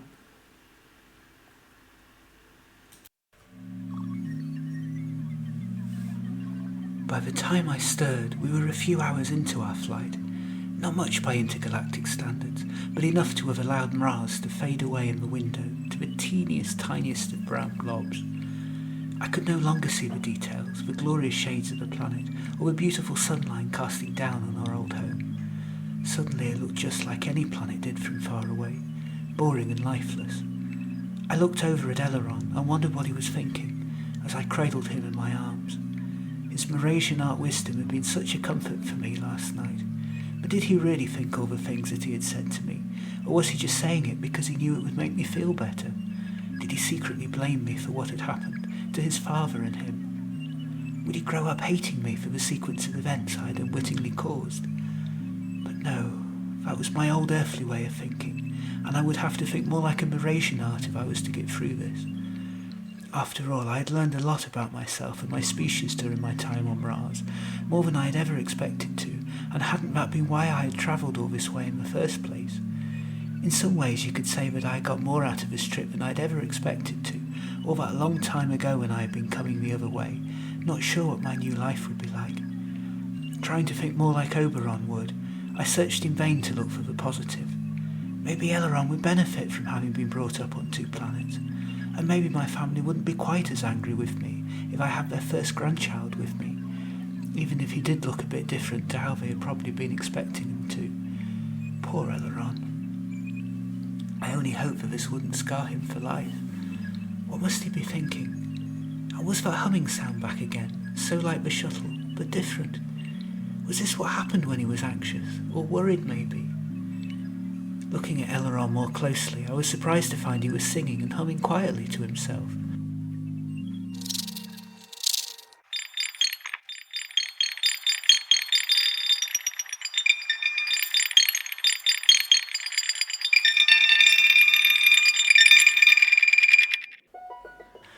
Well, that was a surprise. I hadn't, of course, ever seen what a Humrasianart would do in dire circumstances before. Maybe this was just how he coped. A variation on Oberon's apparent ability not to get outwardly scared or worried until things were really serious. With a Humrasian, one soon learned never to quite know what was coming next. Maybe my happier thoughts had rubbed off on both of us, or maybe his father was looking down on him and helping. I longed to think so. I suddenly realised it was "We Are All One Planet" who was singing, and I smiled. So Eleanor would be able to take at least something away from his short time on Mras and from his father. Oberon would have been so proud. "Your daddy wrote most of that," I whispered to Eleanor, worried the guards might try and stop him singing if he noticed it, with me and all your other friends adding a few lines here and there. Really? Said Eleanor. That's great then, because it's gone viral, and it's going to be famous galaxy-wide. They're singing it everywhere. Martha even said she remembered it from long ago when she was young. Last year. I helped teach them all, though some of them didn't get the words right. I don't think the Mechion translator circuits work as well on some other planets as they do at home. Who was singing it, dear? Everyone. Martha, Doris, Bill, Pandora, Alia, Andromeda, Airglow, others I can't quite hear. Lots of us, all over the place, on every planet. It's part of the protest. Martha set it up. What do you mean, Eleanor? He looked at me with the thinly disguised patience of a doctor dealing with a very thick patient. All 10 planets with species on them have started singing it, all at once, right now. Martha thought it might help. I just had to teach her the songs. It's all going to be all right now. I told you not to worry. You mean these are real people you've been talking to? Yes, sighed Eleanor. That's what I've been trying to tell you for ever so long. But who are they? I think they're hybrids, said Eleanor. Like me. I don't seem to be able to hear the thoughts of pure species, or even necessarily all hybrids, just the ones who have this ability. It must be some special evolutionary thing. That's why nobody's ever had it before. We think it happens when you get a cross between the more scientific species and the more imaginative ones. It's a sort of special side effect that only we have. Martha says I'm one of the strongest out there. She thinks the human and Mrasianart DNA must be a good match. He finished off proudly. Eleanor seemed nonplussed by what he was telling me, as if it was a matter of fact, as I suppose it was to him and his generation. But there are no other hybrids, I said hopelessly. We'd have known about them on the Universal, or the BCBC if they were there. Oh, there are, Mummy, lots and lots. Well, perhaps not that many really, but enough to have one on every planet with room to spare. It's just that Almathea wanted to keep that quiet from Mars, so it didn't seem normal to Mrasianarts to have hybrid creatures around. Or at least that's what Martha thinks. Also, a lot of my friends have been living in secret, like us. A lot of hybrids are scared. They hide away, afraid of how they'll be treated, and it sounds as if some planets are nearly as bad as ours. But no more, Martha says. There are enough of us out there now, she says, and it's time to take to the streets campaigning for justice and equality for us hybrids. The revolution on Mras today is starting to make things happen everywhere. But how do you know they're singing our song? My friends I talked to, they told me. We're all singing it inside our heads, right now. Martha, she's the Hummergrumph. She's singing it on the Grumpus where she lives. Doris, she's a Dewsbury Camelosia, and she lives on Dusius. She's singing it there. Bill, he's a Mechabrat. He's singing it on Mechios. Pandora, well, she's a bit further away, so I can't hear her quite so clearly, but I think she's a Habraharded. She's too young to know the name of her planet, but the people there look very like Jeremy. And Alia, well, she's my newest friend, and she even looks a little bit like me. She says she's a Mechabrat on Mechios. Oh, and there's Andromeda. He's a Clandusprods on Camelus. He's funny, he talks for hours in legal speak, and I can't get a word in edgeways. And of course there's Airglow. She's really loud, so I think she must be close by. Of course that might just be because she's part Belobrat. That's amazing, I said, in genuine awe at my special gifted child and his friends, kicking myself for not having listened to Eleanor and taken him seriously before now. You mean you're not alone? All this time I worried that you would be the only one. Oh no, said Eleanor calmly. They've always been with me, talking to me, for as long as I could remember. I was surprised you couldn't hear them too, but Martha told me her parents couldn't hear us speak either. Her family weren't too happy when she told them, so she told me not to tell you either. Though I did try, many times. So you did, I said, apologising. I'm sorry. I should know better than not listening to my wonderful, talented offspring. It's amazing, though. It's like you've got all your own built-in version of a universal, but one that can't be manipulated to lie the way that Almathea has been using it. But why are they singing that song? How do they even know it? Just a minute, Mummy, Eleanor said, thinking hard. The humming that always accompanied him seemed to grow louder than ever before, while I waited impatiently. Martha said it's all because of what happened on Mras. She says she thought we'd know about it, seeing as it's my home. She says there was a big revolt that kick-started everything off. How does she know about it? A Mrasianart called Alioth gained control of the Universal. I did something awfully clever, tapping into everybody's minds telepathically, so everyone could know what was going on. People were appalled. Alioth, you say? But what's happened on Mras? I asked, puzzled. All waiting while Eleanor talked, and the humming got louder. Martha says, but it must have happened after we were put on the shuttles. Our friends must have carried on singing their songs as we were taken away. More people joined in, all the Mrasianarts who came out to see us. They caused something of a riot. They were all upset when Daddy died, as they liked his music on the broadcast.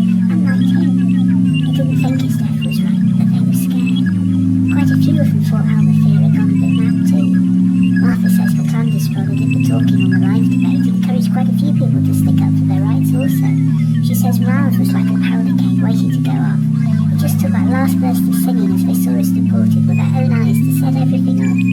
They couldn't stop the singing this time, and Almathea wasn't in a fit state to stop them.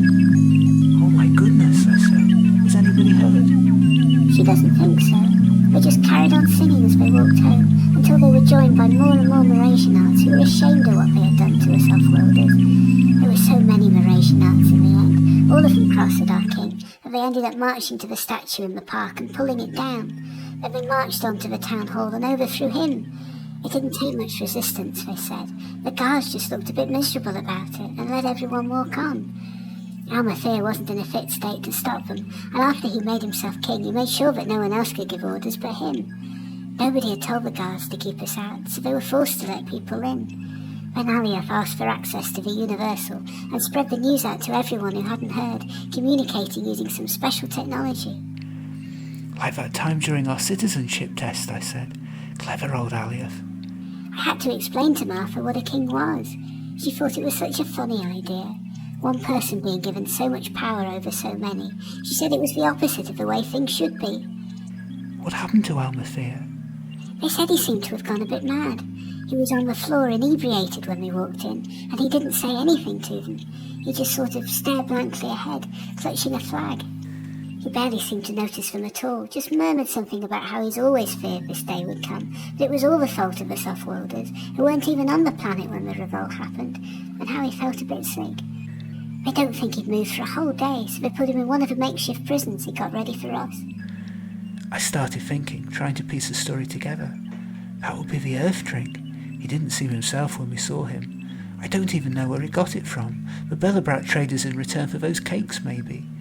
So Earth was his downfall after all. Maybe what Brenda and I said to him had some effect on him too. So he just took over. But what about Cassiopeia Ferret? There's no way he wouldn't try to save his beloved king. There were too many people. He just gave in a most cowardly way, Martha says. He hid under a table like a glabderharded. So did the generals. They couldn't stand up to the might of the people, once the people saw through him, so Alioth said. And how does Martha know all this? Who on Mras told her? There was another hybrid on Mars, a Mrasian brat called Airglow. She's only tiny, but she heard the songs and started singing them really loudly. Martha had to ask me why she was singing it. I heard it too, but thought she was just copying me. You mean there's another hybrid baby on Mras? Yes. Martha's been trying to ask her questions. She really is a most intelligent species for her age. It sounds as if her dad was one of the Belobrats who took the citizenship test with us. He fell in love with a Mrasianart during secret undercover negotiations with Almathea, but didn't stay, so she's been hiding in secret. So that's why they didn't want me to rock the boat during the test. They must have known that Belobrats had a secret deal going on with Almathea, and they wouldn't get deported if only they waited long enough. So it wasn't all down to Bertie selling us out. Eleanor continued, ignoring my interruption. She says a Mrasianart she didn't know came and spoke on the Universal. He said the time for goggling at each other and remarking on our differences is surely over by now. There are different species living on practically every planet, and a whole new hybrid species being born everywhere. No more division, no more hurting. We are as one. And then he started singing Oberon songs. Wow, I said. That must have been Alioth. Now, thanks to us passing these songs between us, everyone is singing that song, on every single planet. The BCBC started broadcasting news about the revolution, and we all joined in. A lot of people knew our songs anyway from that broadcast you and Daddy and all our friends made. So many governments didn't like it, because they were afraid of us and what we might do, and they put pressure on the station not to broadcast anymore. But no more. They've seen what happened on Mars now. We've come out of hiding. We don't have to pretend to be different or be secrets anymore. We can live out in the open. It's glorious, Mummy. Every species on every world is out there singing our songs in honour of the Intergalactic Peace Band and the hybrids and Daddy. I've been telling all my friends everything that happened to us, of course, so they all know about it, and they've been passing it on. I said we'd do something about it, didn't I? But that's incredible, I said, awed. It's what we've dreamed of all this time. I knew the Mrasianarts weren't monsters, if I could only get them to listen. And now, thanks to a combination of you, Martha, Alioth, Auntie C, and whatever Almathea did to himself, it's all come true. I said you'd be pleased, said Eleanor simply. You hear that? I yelled to the guard above the noise of the shuttle. Your precious leader is toppled. Your days are numbered. You have to take us home right now. The guard sneered, assuming this was all the sort of sneaky earthly ploy his king had warned him about. But to his shock, there was a message on his radio just then. This is your new ruler, Eleanor, talking to you with the powers temporarily invested in me by the people of Mars, pending a new election following the overthrow of King Almathea. Your earlier orders have been rescinded. Return to Mars with your passengers at your quickest speed.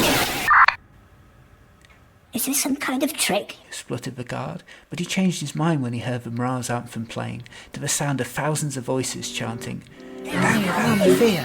Down with Almathea! Down with Almathea! Down with Almathea!" I'm waiting, said Alioth.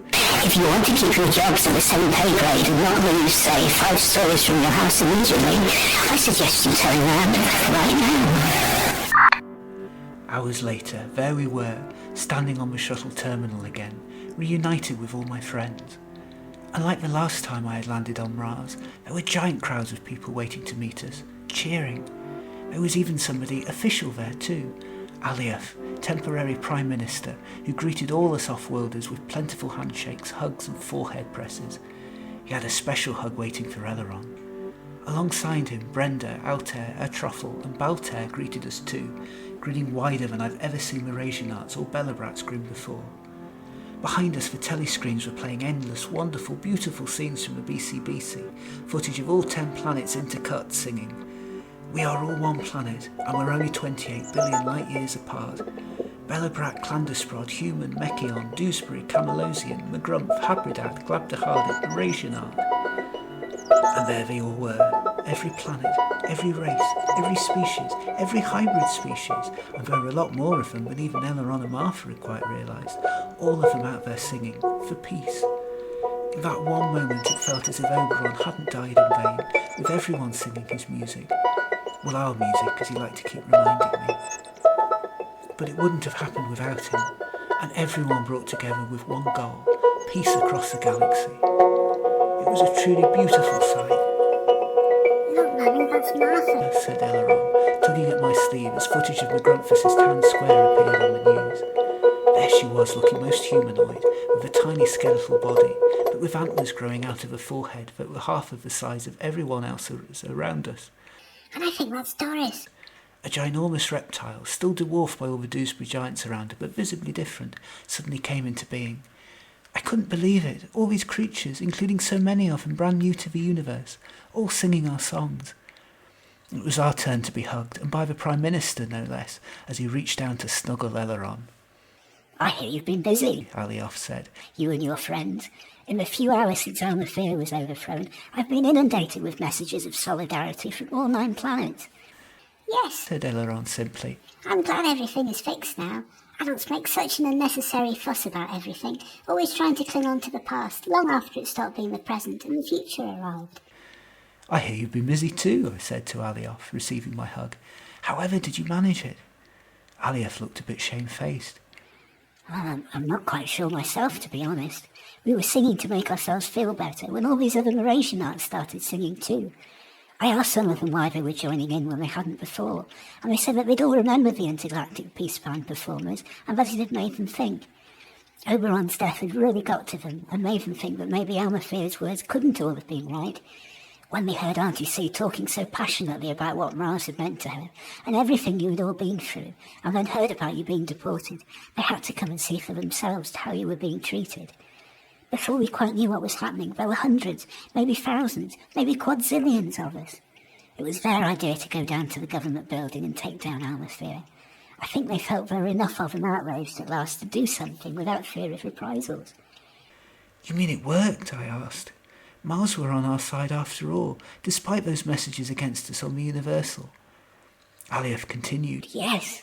People didn't seem to believe him as much as Almathea always thought. They were just scared into not doing anything about it. Our message got through beyond anything he could say. It wasn't one thing that did it either, it was all of them. And whatever talk you had with Almathea seems to have had quite the effect on him too, over and on top of the alcohol he's drunk. He's almost shamefaced about what he did now. Eleanor seemed to do the rest. I hear Almathea try to reach out to other planets for backup, or an army, or something, and they were all going through the same thing, demonstrations for the rights of off-worlders and hybrids alike. The governments were all afraid of their people, which makes a welcome change from it being the other way around. I can't believe it, I said. We really did it. Oberon didn't die in vain after all. Music really can save the world if enough people hear it. How proud he would be to see all this. He would, said Alia, a faraway look in his eyes. We always talked about how we wanted to make Mras a better place one day, with more understanding, more empathy, more learning, more music. He often talked to me about his plans for the planet, for the universe, and he always wanted to do something for peace. I know he felt so small and insignificant, though. We both ended up in empty, dead-end jobs working because Almathea made us, and struggling to keep multiple stories over our heads. But you set us free from that, Eleanor. You gave Oberon hope that he could yet change the world, if only for you and Eleanor. His love for you made him brave enough to start doing things anyway, no matter the cost. And Eleanor amplified that, so that peace isn't just going to run on this planet now, but maybe the whole universe. And now I've got the chance to follow up Oberon's wishes, all because of you both, and the Intergalactic Peace Band. I wiped away another tear, imagining Oberon beside us, joining in the congratulations. You're welcome, deadpanned Eleanor.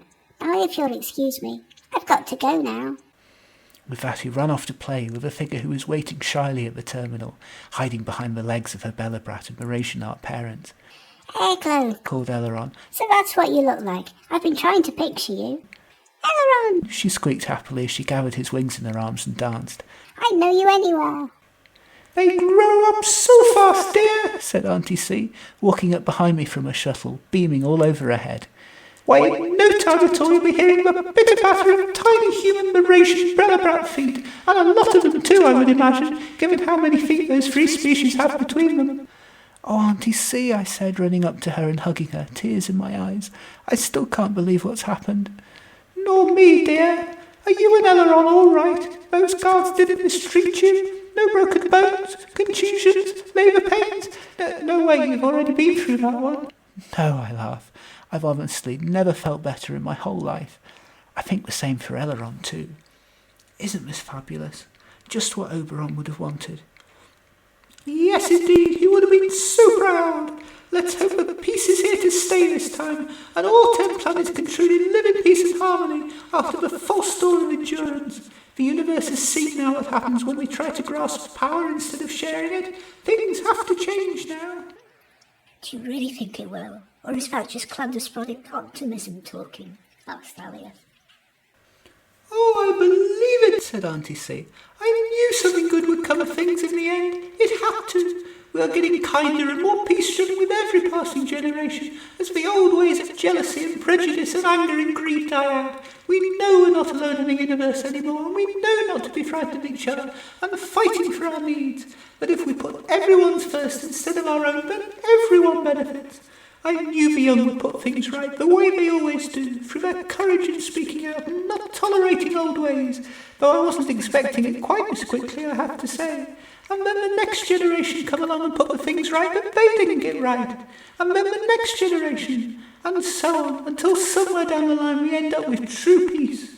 So many species spend their time thinking things are getting worse when really they're getting better, or going through cycles as generations try on old ways before discarding them for good.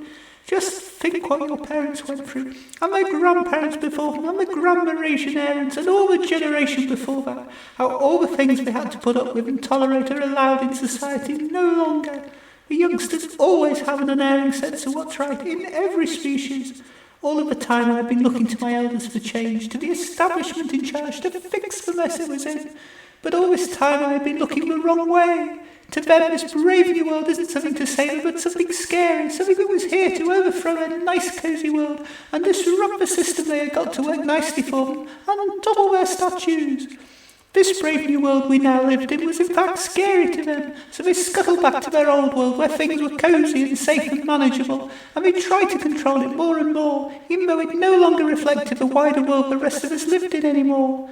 Being cut off just made me forget what it was like to feel for another soul, to empathise with them, to walk in their shoes, and if you show enough meanness towards somebody, then everyone else will call it out eventually. So it was our offspring that taught us how we should live, without prejudice, greed, fear, or inequality, just as their grandchildren will one day teach them, and their grandchildren in turn teach them. This, I realise, is the way it always should have been, and the universe has been getting it wrong all this great length of time by making us look up to our elders.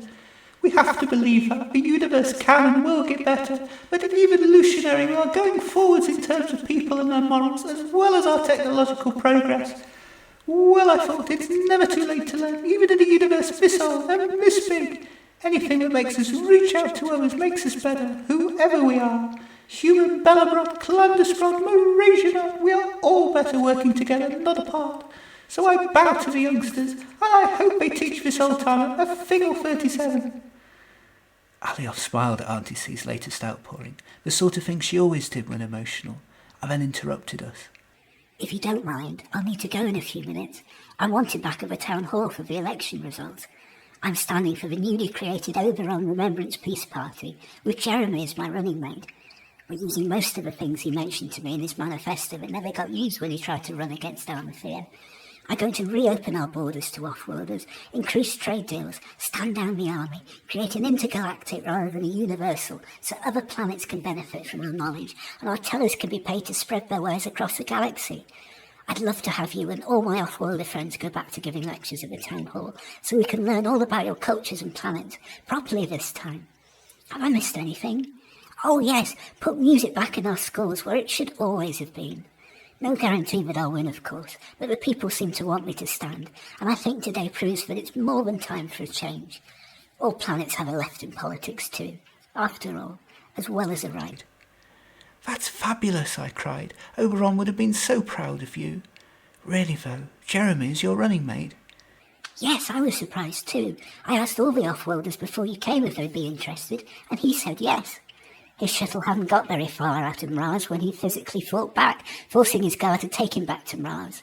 Jeremy really caught the guard unawares. He thought he got the easy shift looking after Glabda Halibut. Jeremy had said he'd had enough of being scared and wanted to do something important and scary for peace, and that being in the peace players and the way we all risked our lives to rescue him gave him courage. He'll be at the town hall already. Well, I giggled. I wonder where he got the strength from. Oberon, Alioth said to me. He inspired us all, as you did, and Brenda when you went back to see Armathea. I don't know what you said to him, but it seemed to do the trick. His doctor said he collapsed after being confronted with a mirror of what he'd become, which was everything he'd been trying so hard to prevent. Mrasianarts are a very morally upstanding species usually, but the doctors think something went a bit out of balance.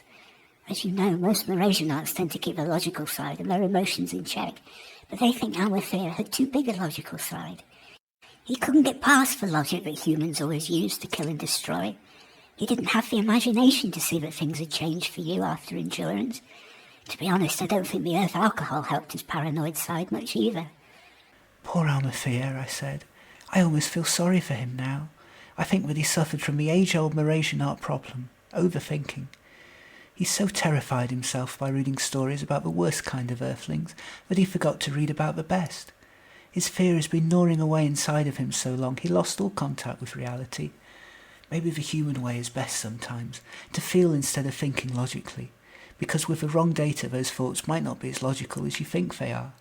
Yes, indeed, said Auntie C. I think he got so far up his fear of what might happen. He couldn't see what was happening in front of him now, and when we tried to show him we weren't like that and were after peace, not war, he couldn't compute that and thought we were up to something sneaky. Ha, sneaky! I'm a Clandusprod. I've never sneaked in my life. I think you're right, said Alioth. He's a very sick Mrasianart right now. I don't feel any glee at what's happened at all. He was trying to do things from the best of intentions, of trying to protect the planet he worshipped. He just did it in the wrong way in the end, out of fear, not love. He didn't see that planets could change and grow. I just hope Mras learns from it. I smile back. I'm sure it will, now. It's time for us all to grow up. Heck, more than time. to show the universe that all of us have outlived the stage of being killers, or pirates, or looters, that we are a universe full of poets, artists, storytellers, musicians, doctors, nurses, healers and tellers, that there is more to us than competing with one another for money we then use in all the wrong ways. That's something we should know here, more than anywhere else. After all, there's never been a planet for learning like Mras. This won't happen again, though I'm sure something else unpleasant will one day. That's just how we seem to be made. Alioth continued. I so hope so, but only time will tell, I guess. After all, I really hope that after Endurance something like this could never happen again. I'd reckon without the greed and paranoia of individuals being so strong, though. We really did it, though, this time at least. We changed history between us, all of us, through teamwork, the way it should always have been. I said, Oberon told me that music could change the world, and he was right in the end. I'm just sorry he didn't live to see it. At this, both Alioth and Auntie C patted my arm, came up to us and reached out to do the same, then remembered what had always happened before and thought better of it, instead standing there smiling at me.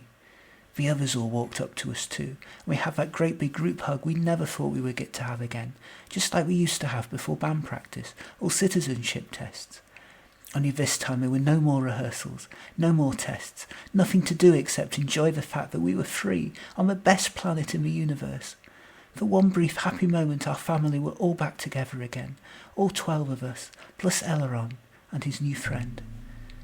Out of the corner of my eye, I even thought I saw Oberon fleetingly, standing on the corner just distant to us and smiling happily and gratefully. It couldn't have been Oberon though, as he was also crying, and Mrasianarts never cry, do they? Silently, in my head, I told him, "Thank you, I love you." He grinned at me, nodded his head, gazed wistfully at Eleanor, and slowly dissolved into space. Somehow, though, I didn't mind quite so much. I still felt his protective spirit around me. I knew he was waiting patiently for me, whenever that time might be. Just then Eleanor ran back over to us, the Mrasian brat shyly holding her hand out. "Pleased to meet you, Eleanor's mummy," she said, "as I know you will be pleased and proud to meet me." Well, I thought, she was part Belobrat after all. "Very pleased to meet you back too, Airglow," I said, hugging her and taking her by surprise. She raised her eyebrows to Eleanor, who nodded back. "She does that," he said simply. "It's an Earth thing." "And the Clandusprod thing," said Auntie C, picking Eleanor and Airglow up and waving them in her arms until they were dizzy. Suddenly I noticed Oberon's parents and Grand Mrasianart in the back of the crowd, slowly and nervously walking towards us. "Eleanor, Oberon would have been so proud," said his mum, hugging me. "You all did so well." "I'm so sorry we stayed away from you after he died. It was too hard." And we were too scared, said his dad, walking up to us. We didn't want to put ourselves in danger the way he had been. So this is my grandchild. With that he picked a still dizzy Eleanor up and swung him round the terminal. "So nice to meet you." No, said Oberon's Grand Mrasianart, concerned. "It's not nice to eat him at all. Instead, it's lovely to meet you." Triumphantly, the Intergalactic Peace Band picked up their instruments, kindly gathered for us by Alioth, Astrophel and Baltair, and we set off to the town hall to hear the election results, all of us talking, singing, hugging, or doing some combination of all three. As we went, people kept stopping us to congratulate us, or apologise, or join in our songs. This was suddenly a very different world to the one we'd left behind, scared and worried and closed off. Instead it was open once more to us and anyone else who wanted to be here, teeming with songs and joy and life and hope.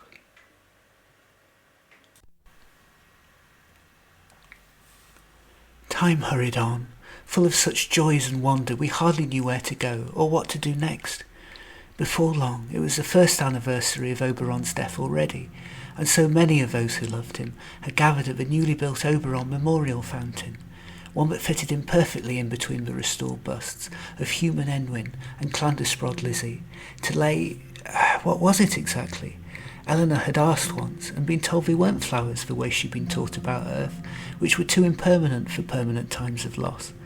Instead they were some sort of Mrasian artificial creation that glittered and shimmered and turned the sunlight into streaks of beautiful colour, while at night the fake petals reflected the rays of each star that shone on it from the sky, as if it was beaming the same colour back out into the universe in a mutual promise of illumination, as if the sky would never be dark ever again. It was so beautiful to look at, highly soothing, hopelessly impractical, and somehow very Oberon. Auntie C was there, standing next to me and smiling, constantly checking I was all right, the way she had ever since our return back to Mras, and busy knitting a memorial commemorative sweater she gifted to me and all the others afterwards. Somehow we knew she would do this, and had noticed that she never seemed to get any knitwear of her own, so Alief and I surprised her by presenting her with her own commemorative sweater in Clandusprod colours that she received with a huge great hug to the two of us. Altair then read out a speech he'd written about his memories of Oberon growing up.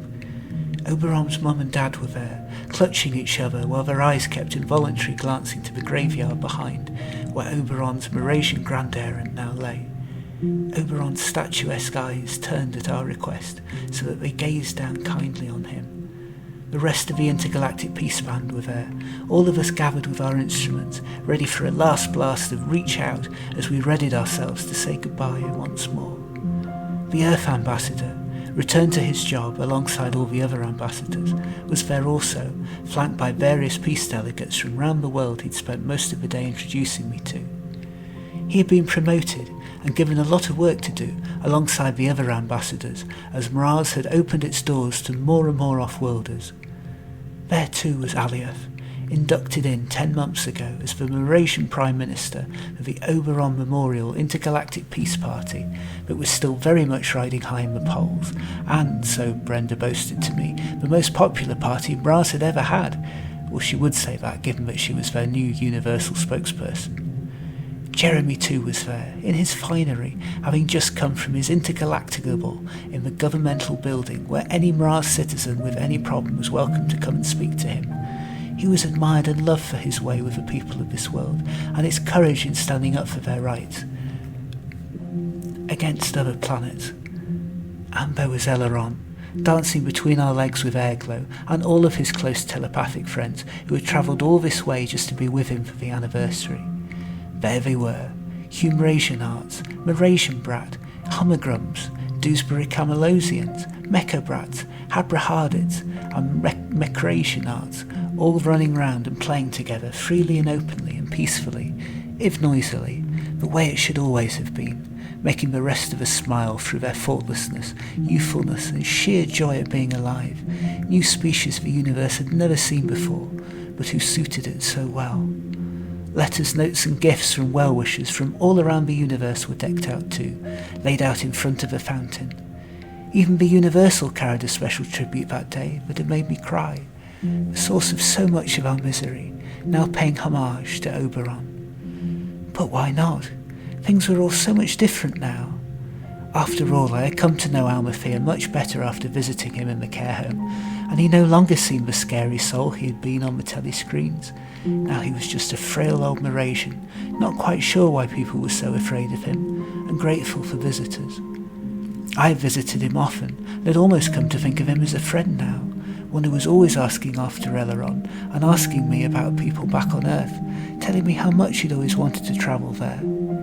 One of the first things Alief had done on taking office was to grant Almathea a full pardon, and he had made a moving speech on the Universal about putting our need for revenge behind us, that we had bigger problems to worry about. In time other humans came to live on Mras too, inspired by my story, and they found Almathea fascinating company as he did them. No longer was he wary or paranoid of them. Somehow, despite all the events that had conspired to keep us apart, we were all together. Well, all of us but one. I wondered what Oberon might have been doing or saying at this moment if he'd been with us. Playing with Eleanor, maybe, or running the planet along with Alief and Jeremy, or playing along with a band, or snuggling here beside me. Or knowing Oberon, leaping from one thing to another, reminding me how, even for a long-lived Mrasianart, there was never enough hours in the day to do everything he needed to do. Suddenly I found that things had gone quiet, and my thoughts were broken by Auntie C tugging at my sleeve. "They said it's your turn to make a speech, dear," she said. "If you're up to it," she whispered. Slowly I looked around at everyone, still dazed, then began to present the speech that I'd been writing and practicing for days, wishing that my other half had been here with me to help me get it right. Thank you all so much for coming, from all your many different worlds. I have so looked forward to reuniting with old friends, family and strangers alike. You all, of course, know why we're here, but I'm not quite sure what I can say about it. Oberon was too shy and would have hated me talking about him. He was too modest to have wanted us to praise him for everything good that has come since his death. His logical side would have told me to concentrate on all the good that came from his death. Well, sorry, Oberon, but I'm a human, and I can't help singing your praises. Oberon was truly the best of us, of any planet. Open-hearted, kind, thoughtful, calm, reassuring, everything I wanted to be. Without him, for a time there, I became the worst of myself. Paranoid, suspicious, angry, irrational, everything that Alma feared of me. But I came through, mostly because I know Oberon wouldn't have wanted me to be any of those things, and I still wanted to be like him. He was far too brilliant and wonderful to realise just how amazing and kind and talented he was, or to realise how much we would miss him. I don't think he ever realised how special he was to me, to his friends, to the world in general. But he was. He taught me so much, to feel so much better about myself and my human shortcomings, that good will always win over evil eventually, that we should extend a friendly wing to anyone in trouble and be open-minded to what others have to teach us, that music and peace and hope can change everything. I was asked before today, on this, the first anniversary of his leaving us too soon, if I thought there should be a national day of silence. But no, silence is the last thing Oberon would have wanted us to have. He loved the buzz of communication, of people from all species learning from each other, of his precious music filling the air. So I would prefer to leave it at that, to have every day a day filled with talking and songs in his memory, because silence doesn't have power to bring people back, but speaking about them and remembering them with our loved ones does. He would also have loved the fact that the Intergalactic Peace Band has continued, and that we have an Intergalactic Song Contest trophy to our name, and our first attempt too. If he was here, I know he would be laughing at me and tell me to stop waffling and boasting about him, and instead talk about how much we still need to do in the name of peace. Only I don't know how to talk about peace the way he would have done. I have to sing it instead. So I urge you all to sing with me for Oberon. We reach out. Instruments from all 10 planets started up as one, the ethereal sounds of Mras blending with the comforting feel of the Clandusprods music, the metallic clang of Mechion, the noisy percussion of the Belobrats, the otherworldly sounds of the Habridats, the sweet tiny sounds of the Dewsbury Giants, the aggressive punk of the Magrumps, the long meandering flow of the Camalosians, the tiny chattering of the Glabdahardits, and somewhere in the middle of it all, my earth guitar, plucking along. Individually, none of us might have sounded like much, but together we sounded like the whole universe speaking to each other, in perfect harmony. Somewhere at the back of my mind, I had a flash of Oberon joining in, laughing his way through the verses we had once written together, flanked in the afterlife by a whole host of new friends, of hundreds of species I hadn't met yet, and couldn't begin to recognise, who were waiting for me on the other side, as they all joined in. We reach out! Well, said Eleanor, peering down the Clandusprod recording device dangled just to the side of her head. That was my story, as well as I can remember it, and in as much detail as I could give you, without boring the pants off you. I hope it will fit into the Universal, and might be of use or interest to somebody. I was so proud and honoured to have my last thoughts recorded for posterity, to be uploaded to the Universal forever, just as I was so proud and honoured to have made Mras my home a full century and a half ago. I hope there wasn't too much singing in my tale. They're the parts of my life that live longest in the memory now, at my age. After all, we're all just snatches of song in the end.